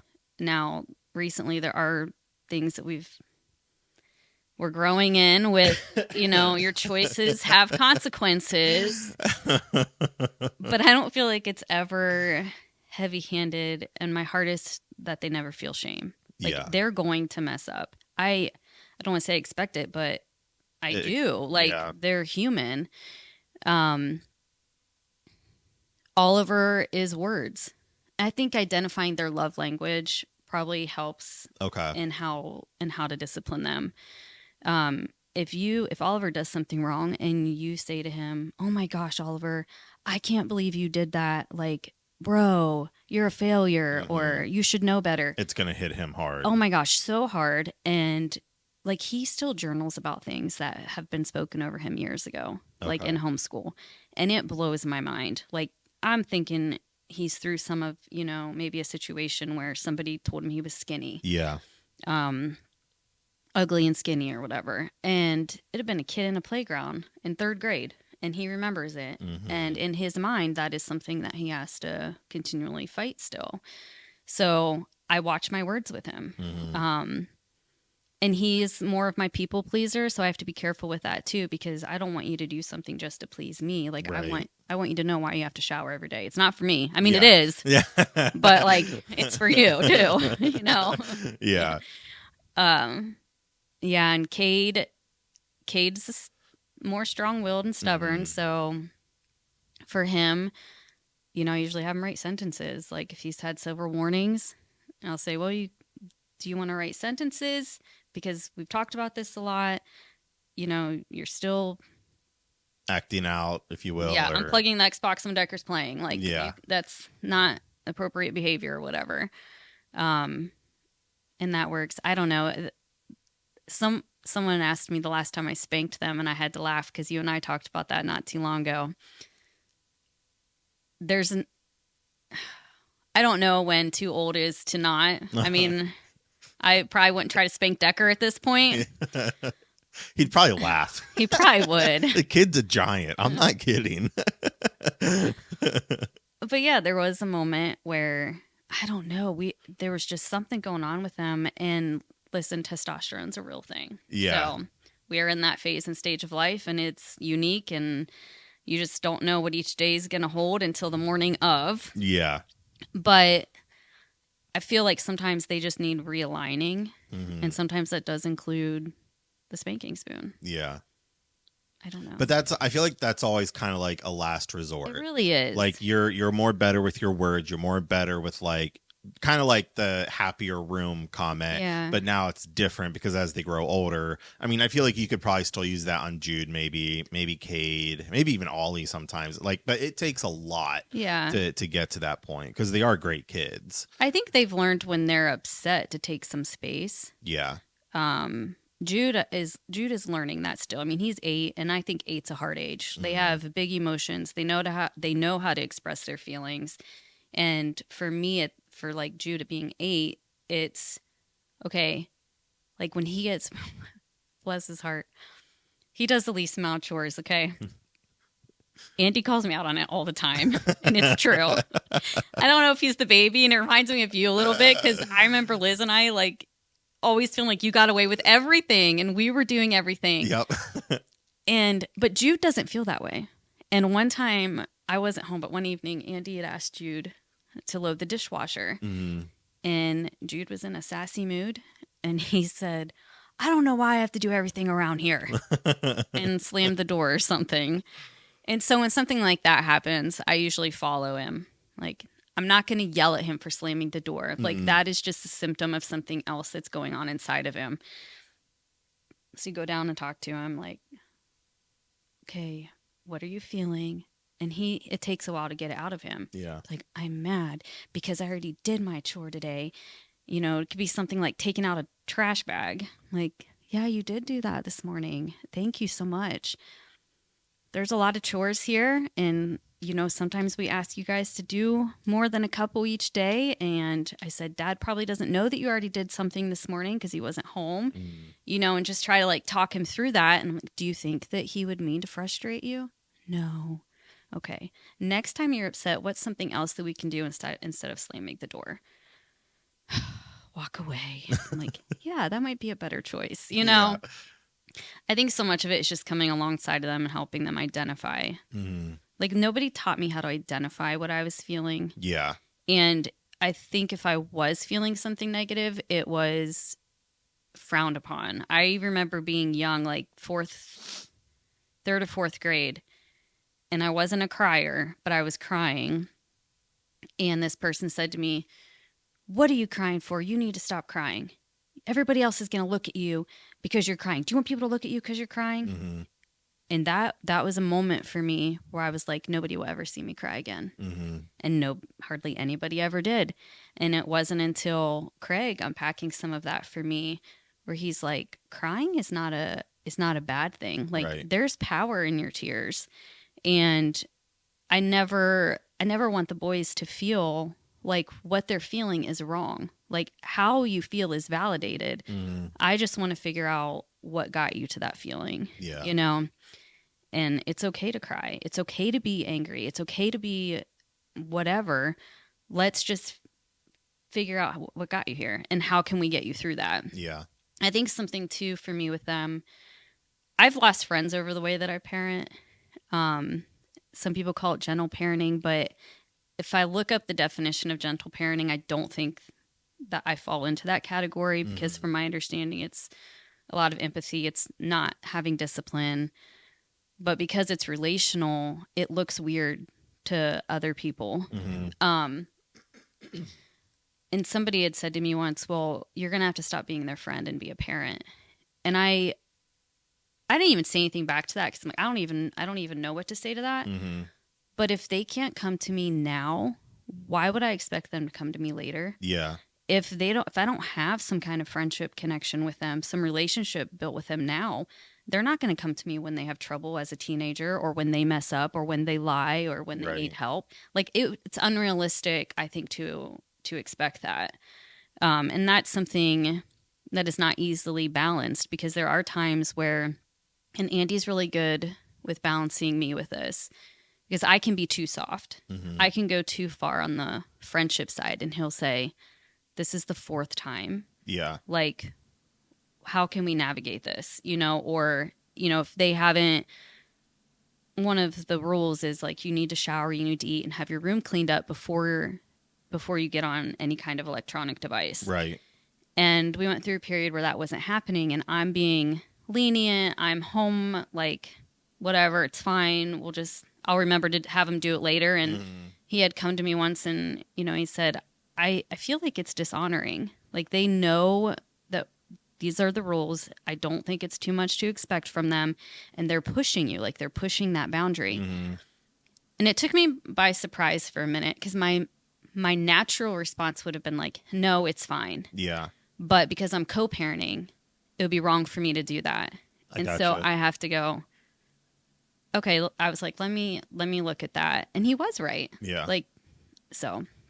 How does Andy navigate like the whole co-parenting thing now? And then so when you guys like first got married, I'm sure there were things he was still learning and like partnering you with and partnering with the boys in. What was that like when you first got married to where he's at now? Because they call him dad. Mm-hmm. Like they've built a really strong, I feel like, strong relationship with him, knowing that like he's a mentor, he's a father figure for them, and all those things. Yeah. He's honestly, he's really great. He did not give me a lot of pushback on some things initially. And these are conversations we had before we were engaged, but Mhm. even heavily after engagement. Yeah. Because I would not have been able to marry somebody that couldn't come alongside of me the way that I've parented. Yeah. And I'm not saying that there aren't tweaks to it, because there are. Like, there's always going to be that. Yeah. And now it's more of like a dance instead of me just doing it on my own. Yeah.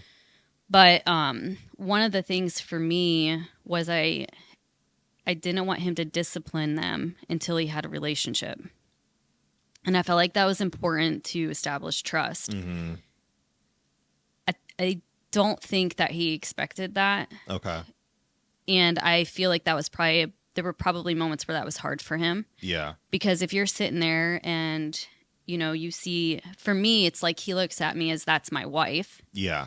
And so if one of the boys would talk back, or he hears me ask them to repeat, I'm repeatedly asking them to do a chore or whatever, that would frustrate him. Yeah. And he would naturally want to step in. And for me, my heart wasn't to say never. It was just not right now, because I cared about that relationship that he had with them. I wanted them to feel safe with him.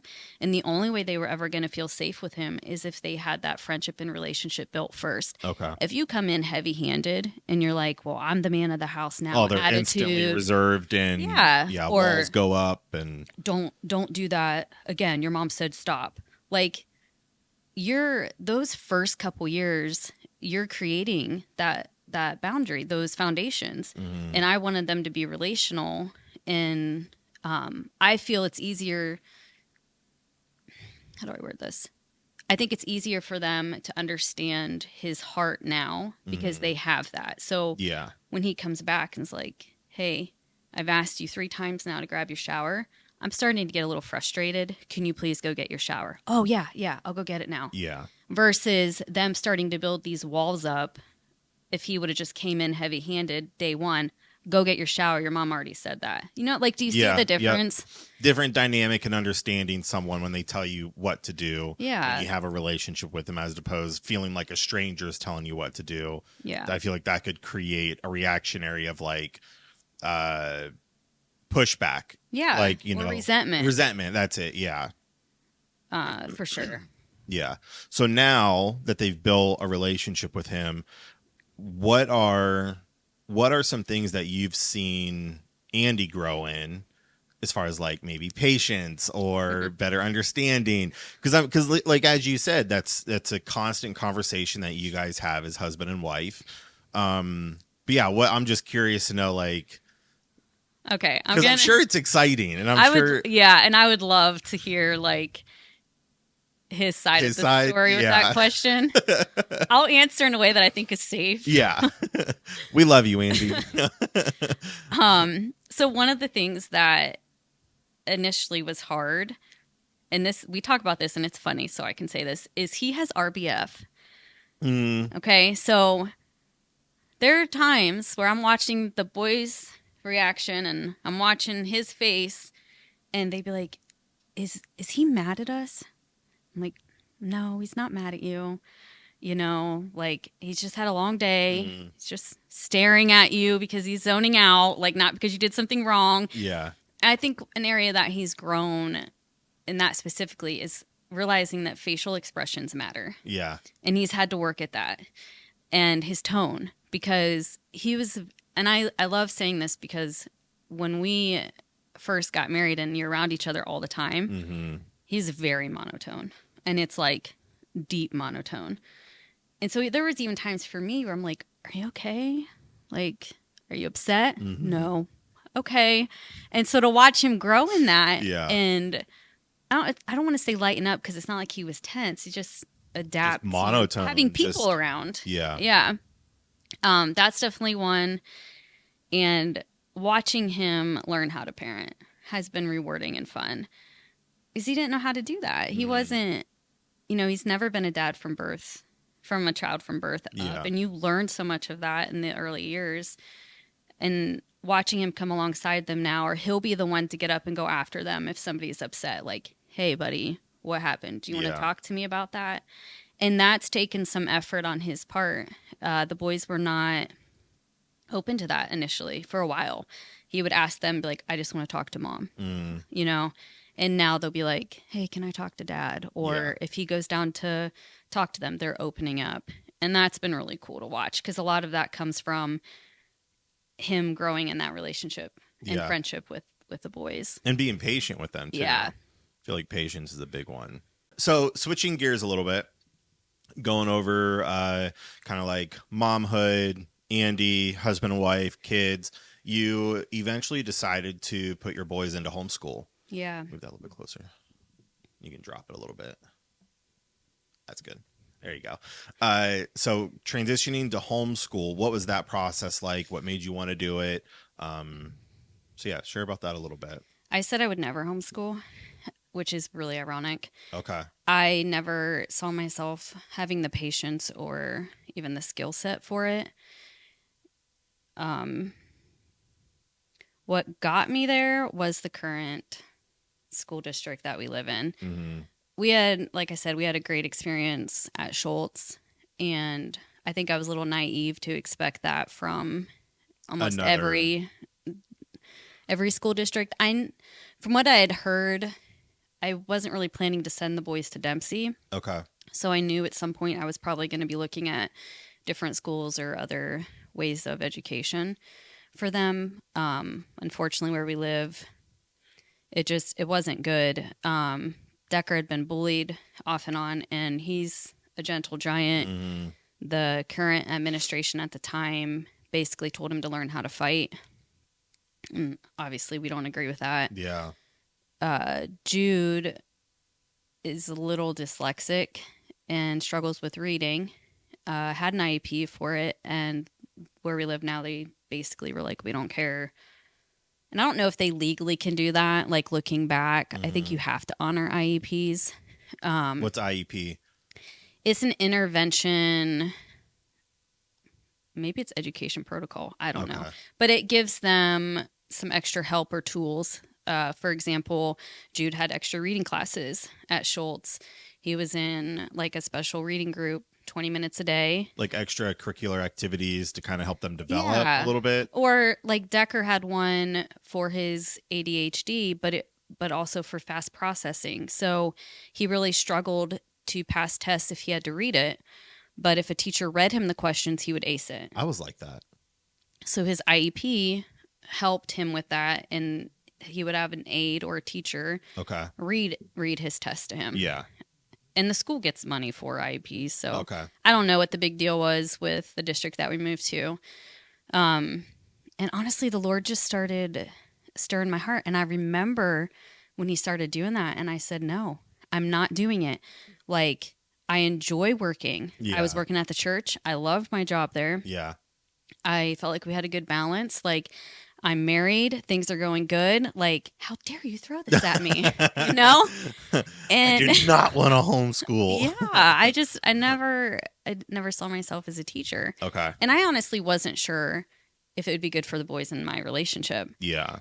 Like, can they see me as a mom and a teacher? Can we do that in a healthy way? Can I give them a solid, good education? Yeah. And that was a big thing too. I feel like when we were growing up, homeschooling was almost looked down upon. Mm-hmm. Oh, it totally was. You were the weird one if you were homeschooled. Yeah, and you weren't allowed to do like school, like sports with the school. Mm-hmm. You Yeah, I think they were labeled as weird and Yeah. didn't have a solid education, so to speak. Yeah. And looking back, now that I know what I know, I don't think that could be further from the truth. Right. And things are so different now with homeschooling, and that definitely helps. Um, I think our first year in Johnstown was the like nail in the coffin thing. Mm-hmm. Like, I'm going to have to figure something else out. Yeah. And we had researched schools around, and they're still like 45 minutes away. And, Yeah. you know, private school's expensive. And at the end of the day, the Lord was like, what are you looking for? And I'm like, that's a good question. It's important to know what you're looking for before you Yeah. go look for it. Right. You know, because nothing just made sense. Nothing was lining up to Yeah. what your or even Andy's expectations were in the process of them being schooled and Yeah. what that would look like. One of the things that I noticed were the boys' weaknesses weren't improving. Yeah. So Jude's reading wasn't getting better. Decker, like, he broke his wrist, so his handwriting is rough, but it was, let's be honest, rough before that. And I'm like, this isn't getting better. Yeah. You're in school all day. Like, why aren't some of these weaknesses becoming mid strengths or strengths? So that was an eye-opening moment for me. And then I felt like I was losing time with them. Mm. And I remember feeling like that before when they were in Schultz, and then you have summer, and then summer's gone, and then they're, oh my gosh, they're in a new grade. Like, Yeah. time is just zooming by. Yeah. And one night the Lord's like, why do you think you can't do this?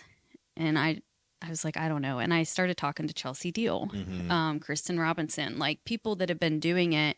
And Chelsea was a big motivator for me with like some of the fears that I had with the questions. She pointed me towards resources. She told me about co-ops, which we don't do. Well, we haven't done yet. And that kind of helped me go, okay, maybe I can do this. Mm.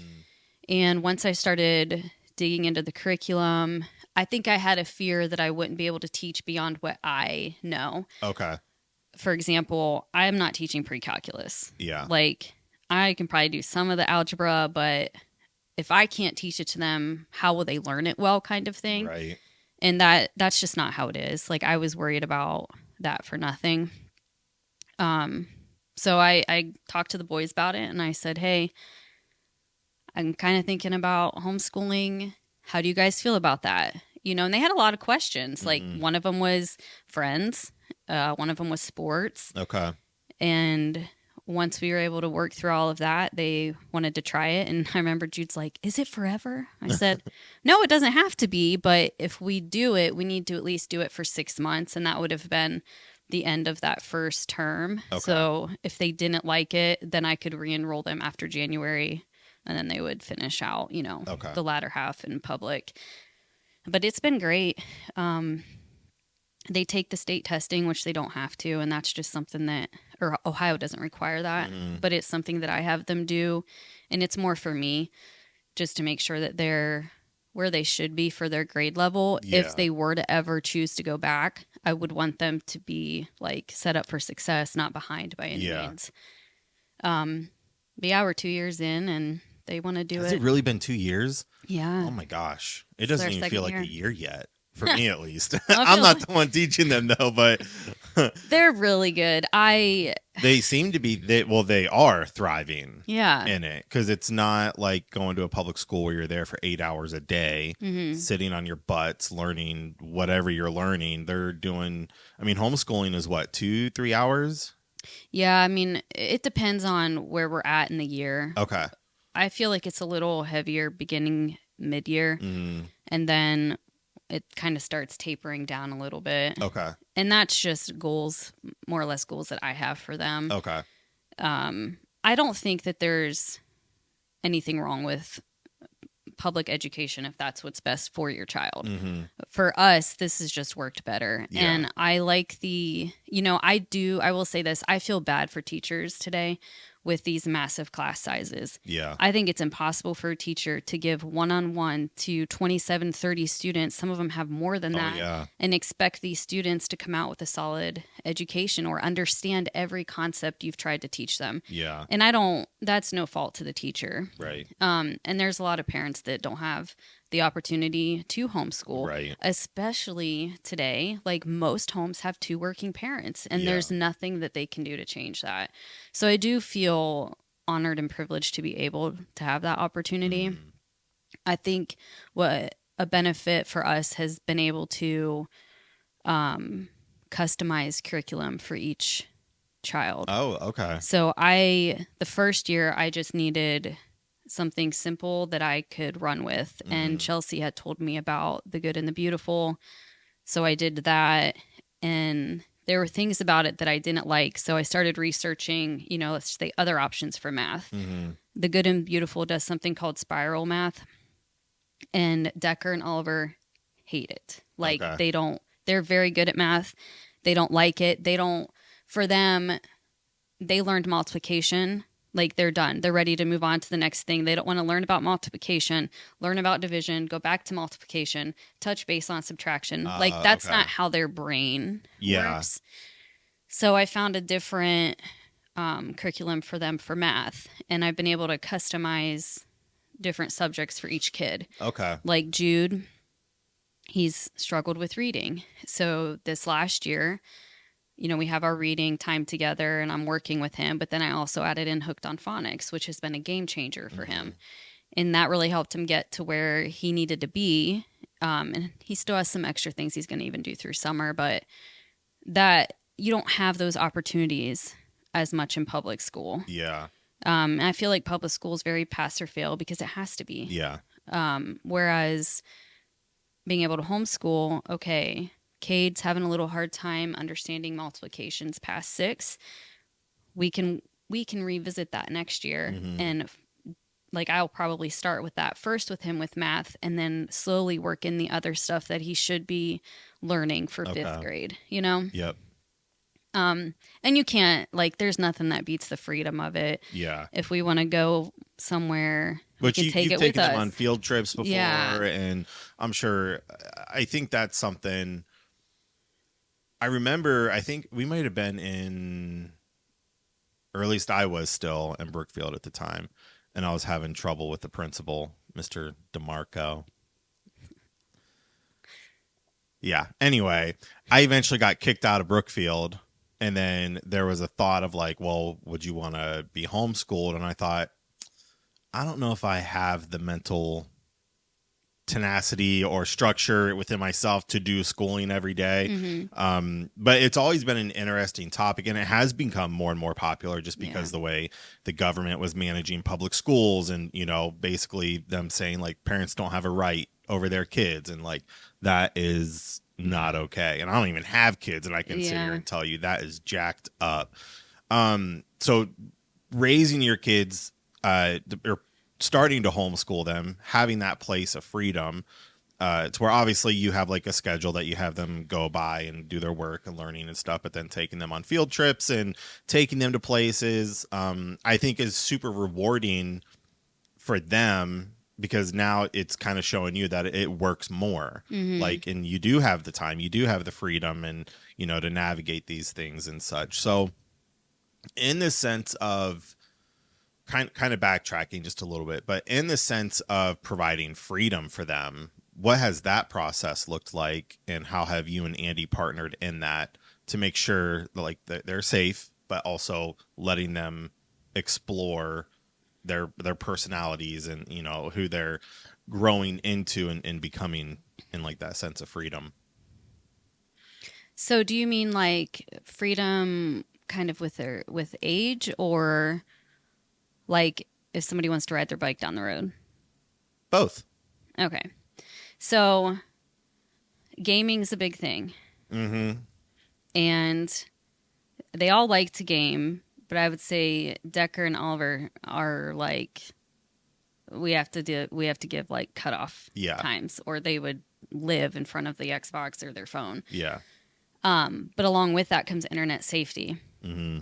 So we have like for this specifically, we have something called the Griffin that acts as a safety net for websites. You can block certain websites.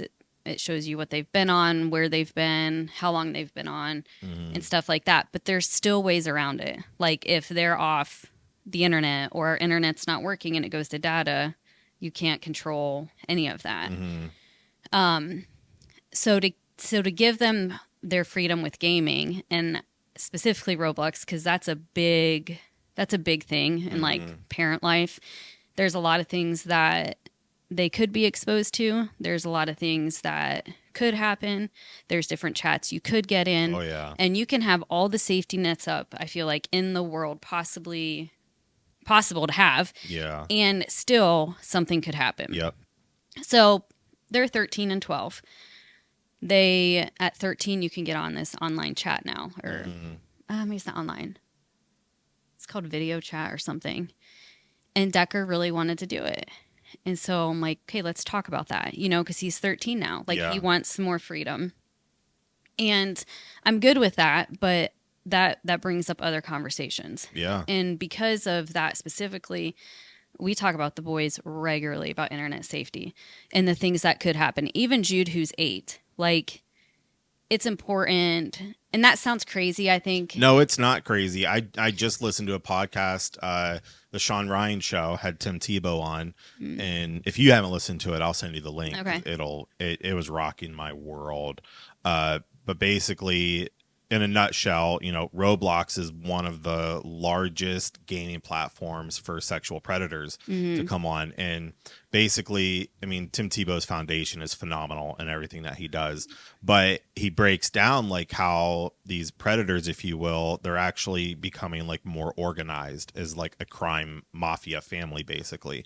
And they have created like system words or language words to entice a child to be engaged more via conversation, and it's like it's just a protocol.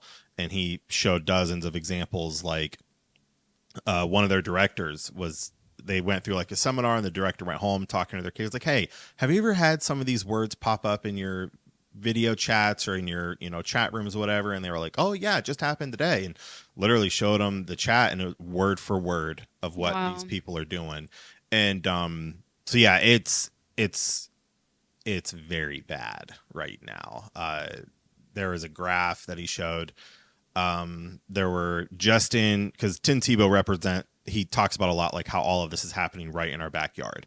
Like, yeah, there's a lot going on in the world, but he pulled up a map, and it was 111,000 unique IP addresses that were downloading, distributing, saving, or having storage of iCloud of child pornography. Wow. 111,000 people.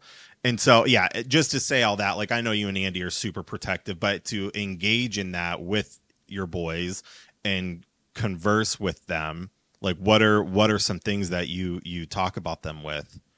I mean, we pretty much check in more than once a day. Yeah. And it's just talking about that stuff. Like, not everybody that portrays himself as a child is a child. Right. And you're not to connect and talk with somebody who you don't know, which is basically themselves and a couple friends from here in Delaware. Yeah. And we have to check and make sure that they're holding up to that, because they're kids. Like, Right. it would be hard to not probably engage in some of that, right? Like, Yeah.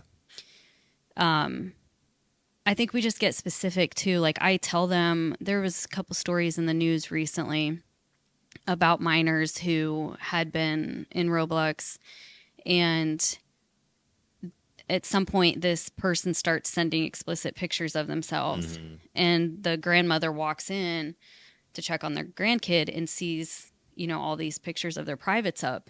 And so I tell these stories to the kids, like, you're Yeah. not to be in private online chats, and here's why. And some people would say, well, why do you even expose your kids to it? And I think that's a fair point. Like, Yeah. we're trying to grow and learn with them. And I don't know, it's just like a day by day thing when it Yeah. comes to freedom with gaming. But I think every parent in each family is going to have their own boundaries with Yeah. that. I mean, they're almost hoping that somebody does so that they can call the cops. Like, Yeah. they get that, like, oh, let him do it. I can Let see him Kate text saying me. that. Oh, come on. It's like, hold on a second. Like, there's more to it Yeah. than that. But I mean, even Jude, they like to ride bikes now. Yeah. Well, I should say again, but we live in a cul-de-sac, so they can basically ride a mile and they're within A vicinity. range. Yeah. Literally a minute away. But like, I still talk to them about, we call them stranger dangers. Yeah. Just because we live in a safe neighborhood doesn't mean that somebody wouldn't try and kidnap you. Mm-hmm. And it's to be aware. It's like, I don't want them to be afraid or scared. I want them to be aware. And it's the same with gaming. Like, you need to be aware of the platforms you're on. Here's what's going on. Here's some things to look out for. Same as riding your bike. Like, I still get nervous when Jude goes over to his friends by himself. Like, I watch him to make sure that he crosses the road fine. Right. Check in with the parents that, of the homes he's with. Right. And I just started doing that last summer because it just makes me nervous that you're not under my care. Yeah. But they're getting older. Mm-hmm. So those freedoms should grow and adapt to them. And that way I think I can be a helicopter parent, because I'm like, just stay with me. Yeah. But I know you have to go. But I think it teaches them awareness too. yeah. Like, not to be completely unaware, or what's the word I'm thinking of? Naive. Gullible. Yeah. Like, I think there's parts of that are extremely healthy for kids to just be aware.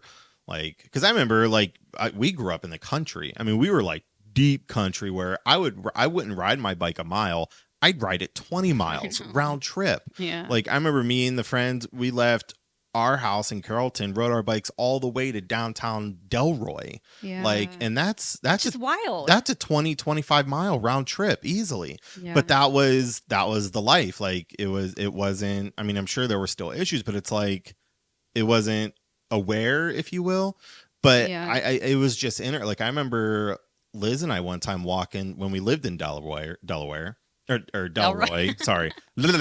When we lived in Delroy, I think it was Liz and I who actually walked to the movie store to drop off a movie because it was going to be late and mom was working late. And it's like, we can't afford that $3 late fee, Yeah. Yeah. And I remember we were walking and a guy in a blue truck pulled up beside us. He's like, hey, do you guys need a ride anywhere? And Liz was like, nope, we're good. And he's like, are you sure? She's like, yeah, we're good. He's like, all right, well, where you headed? I mean, it was like a 3, 4, 5 minute conversation that we're walking. And he was still enticing, encouraging, just wanting to know all the information. And eventually she was like, you can leave. We're good. And he drove off. But I think there's a lot of healthy perspectives to, like, just having your kids be aware. Yeah. Like, not to distill fear on them, because that's never a parent's expectation, I would hope. And I know it's definitely not yours or Andy's. But, like, just teaching them to be aware. Like, yep, you can go here. And like you said, just because we're in a safe neighborhood doesn't mean that something could not happen. Yeah. But yeah, just that awareness piece. But then, as you mentioned, like, developing their freedom to, like, let them be free and, let them have fun and go outside and stuff. So yeah, I think that's pretty cool. I think it's pretty cool. What are some things that, and it could be on any topic in general, what are some things you wished you would have done differently being a parent, like in the past to where you're at now? What are some things that you would have changed? Nothing. No, I'm No, just kidding. I was about to say that. I was like, unless you're undeniably sure that you were the Just best kidding. parent ever for Oh those God, boys. no, no, no. Somebody's probably like, "Oh, they're gonna listen Yeah, to this." right. Yeah. Just kidding. Um, hmm. I think. Well, this is more of like a personal thing. Yeah. I think I was just really afraid that I would screw them up, and I would screw them up, and I remember being really afraid that they would die before they were supposed to. Oh gosh. I know. That's It, morbid. I'm just being honest. Okay. It is morbid. And I remember like not being able to sleep, and it'll still sometimes creep back in, where I'll just have like this aching fear that one of them are going to die. Mm, And it's rooted in fear, it's yeah. rooted in a lie. And like I know that, but still creeps in. I think that I probably was too much of a helicopter parent, if you will, at times.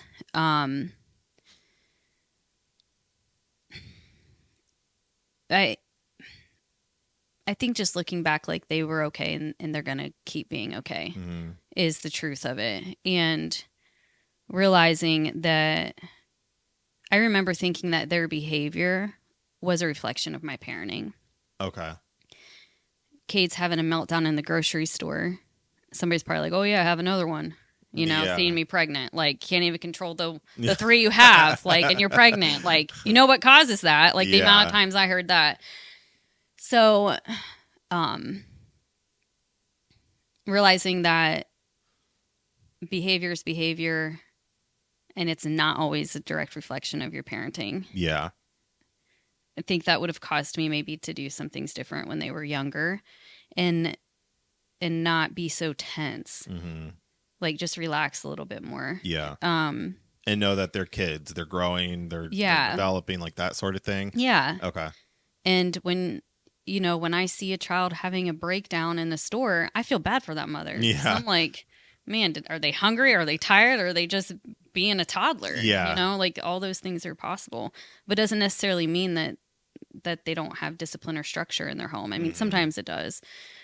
I think I would have been, so in some ways I feel like I held them a little too closely, or worried about their behavior being a reflection of me. Mm-hmm. But then on the other hand, I think I would have been more protective of who they were around. Okay. So I tried to navigate that the best way that I could, Yeah. but they were exposed to things that could have been avoided in some situations. Yeah. And instead of, I think there are times where maybe I ignored my gut a little bit, Mm-hmm. and just was like, no, I think I'm probably overreacting. It's fine. And then it turned out it wasn't. Mm-hmm. And so if I could go back, I would probably take back some of those. So how do you navigate now that they're older? Are you more inclined to like listen to your gut and approach them to have a 100%. conversation? And Yeah. do you feel like that's easier to do now? 100%. Yeah. Yeah. And I think that takes time to develop, in yourself even. Yeah. I feel like most people probably know when something's off, whether it's in relationship, yourself, your family, your parents. It's like, just that feeling like yeah. something isn't right here. Yeah. Yeah. Now that the boys are older, it's easier to navigate those gut feelings. Mhm. Like, I mean, I'll just be honest, like lying, for an example. Mhm. I've got a couple that they're pretty good. I used to lie, so like I'm like, okay, let's talk about this. Yeah. But there are moments where I want to believe them. Yeah. And I know that you, like, for example, you didn't ask us if you could take the Xbox this weekend. Yeah. I know that you didn't ask Dad if you could do that, and you're telling me that you did. Mm. So then I'm left with this choice. So I feel like lying is a symptom of disconnect. So what do I do in that moment? Do I just try to connect with you and still let you take the Xbox? Or do I connect with you and say, you've made this choice and you can't take it now. But next time, if you come and talk to me, I'll let you take it. You know? Yeah. Like, it's just such a process. And I feel like no situation is the same. Yeah. And no moment is the same. Yeah. So in that sense, do you feel like, and I'm pretty sure I know the answer to this, the strength and power of being able to communicate effectively helps resolve a lot of issues in a more calm manner instead of like thrashing and slashing out. And do you feel like they're being raised in a way to where they're learning to really communicate effectively, like even at times like when they feel disappointed or when they're upset or angry or they're confused?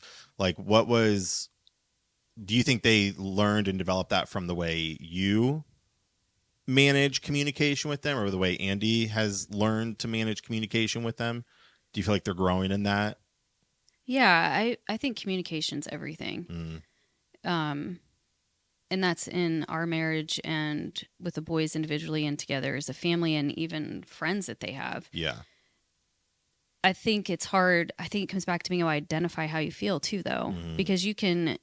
I think sometimes people feel like they're good communicators, but it's hard to know what they're really saying, like how they're feeling.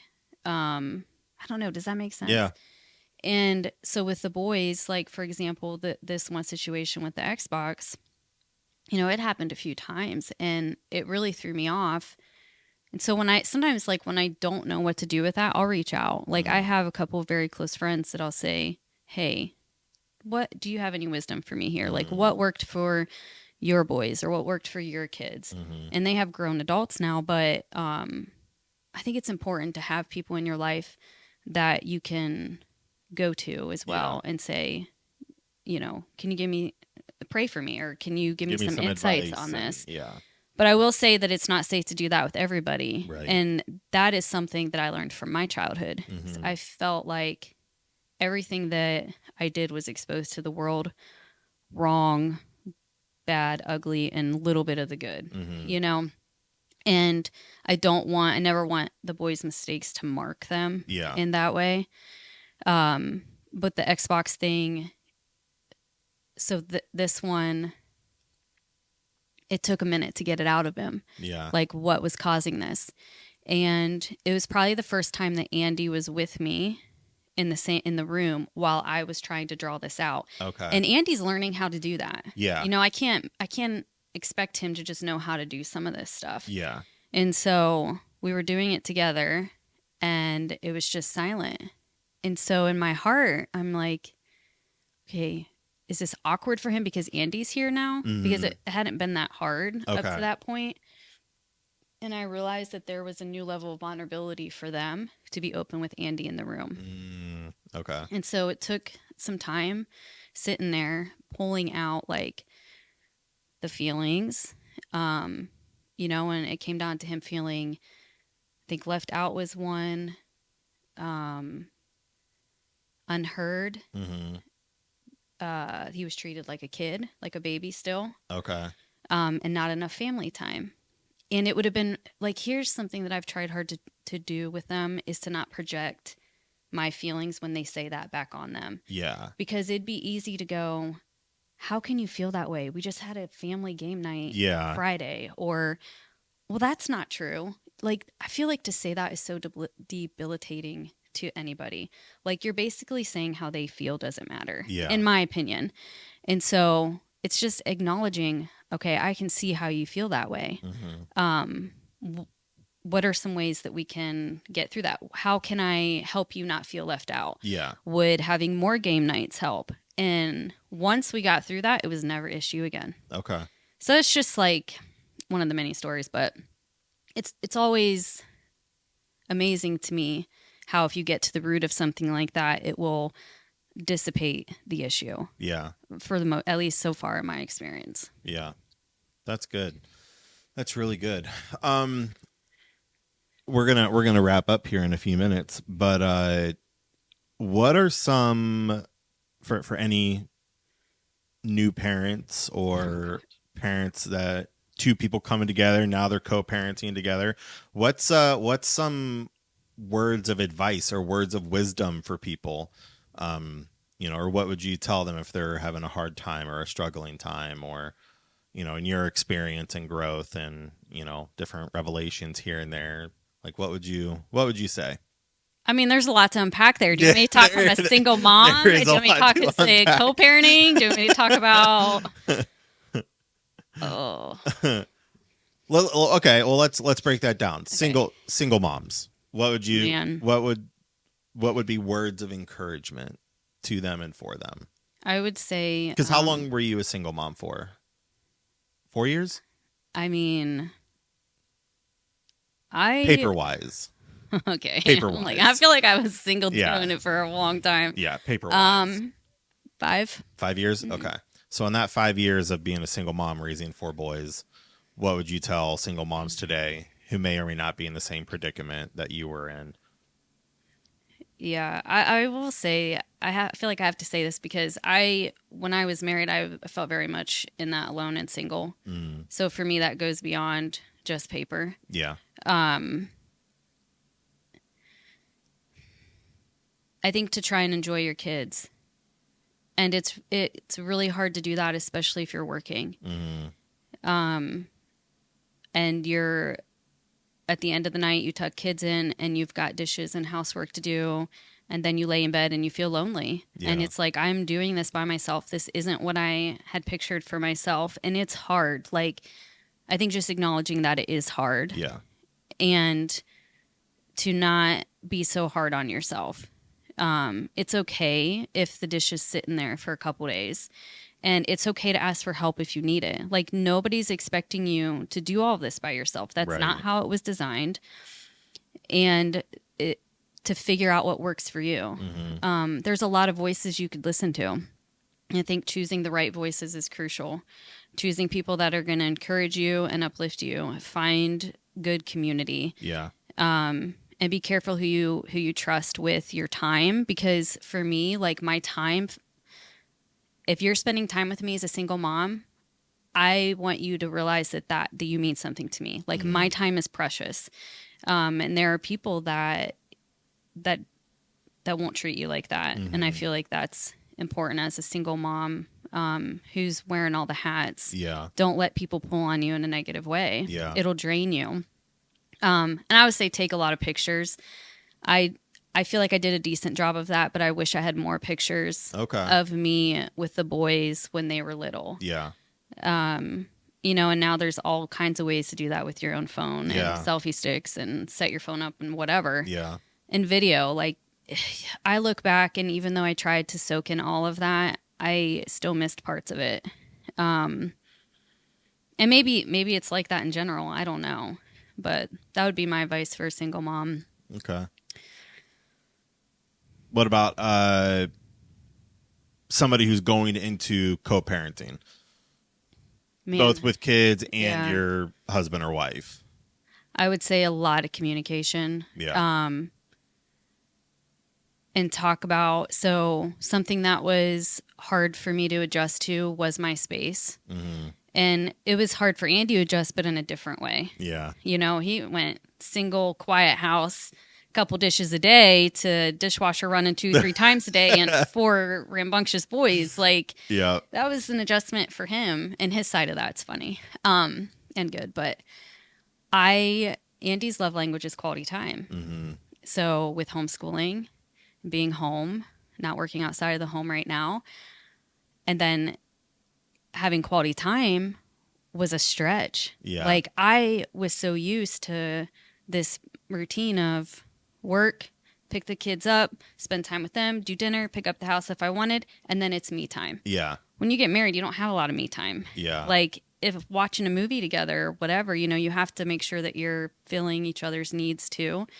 So I think that's important, because they change Mm-hmm. and they shift, and to be open and honest with yourself and with each other. I do feel like being on the same page of parenting is important in some way, shape, or fashion. Maybe you're figuring it out together for the first time, Yeah. but what are 5, or start with 3? What are 3 things that you can agree on? What are 3 things that you can work towards with your kids Mm-hmm. collectively? And I think those boundaries are important of discipline. If you're newly married, do you want your spouse to have disciplinary say? And what does that timeline look like? Mm-hmm. Because I think it would be unfair to say, I never want you to discipline them, Yeah. if you're planning to spend your life with them. But what are some of the values that you care about to bring them alongside of and understand your why and your Yeah. reasoning? And counseling. I mean, counseling is good too. Yeah. Cool. Well, I love it. That's fun.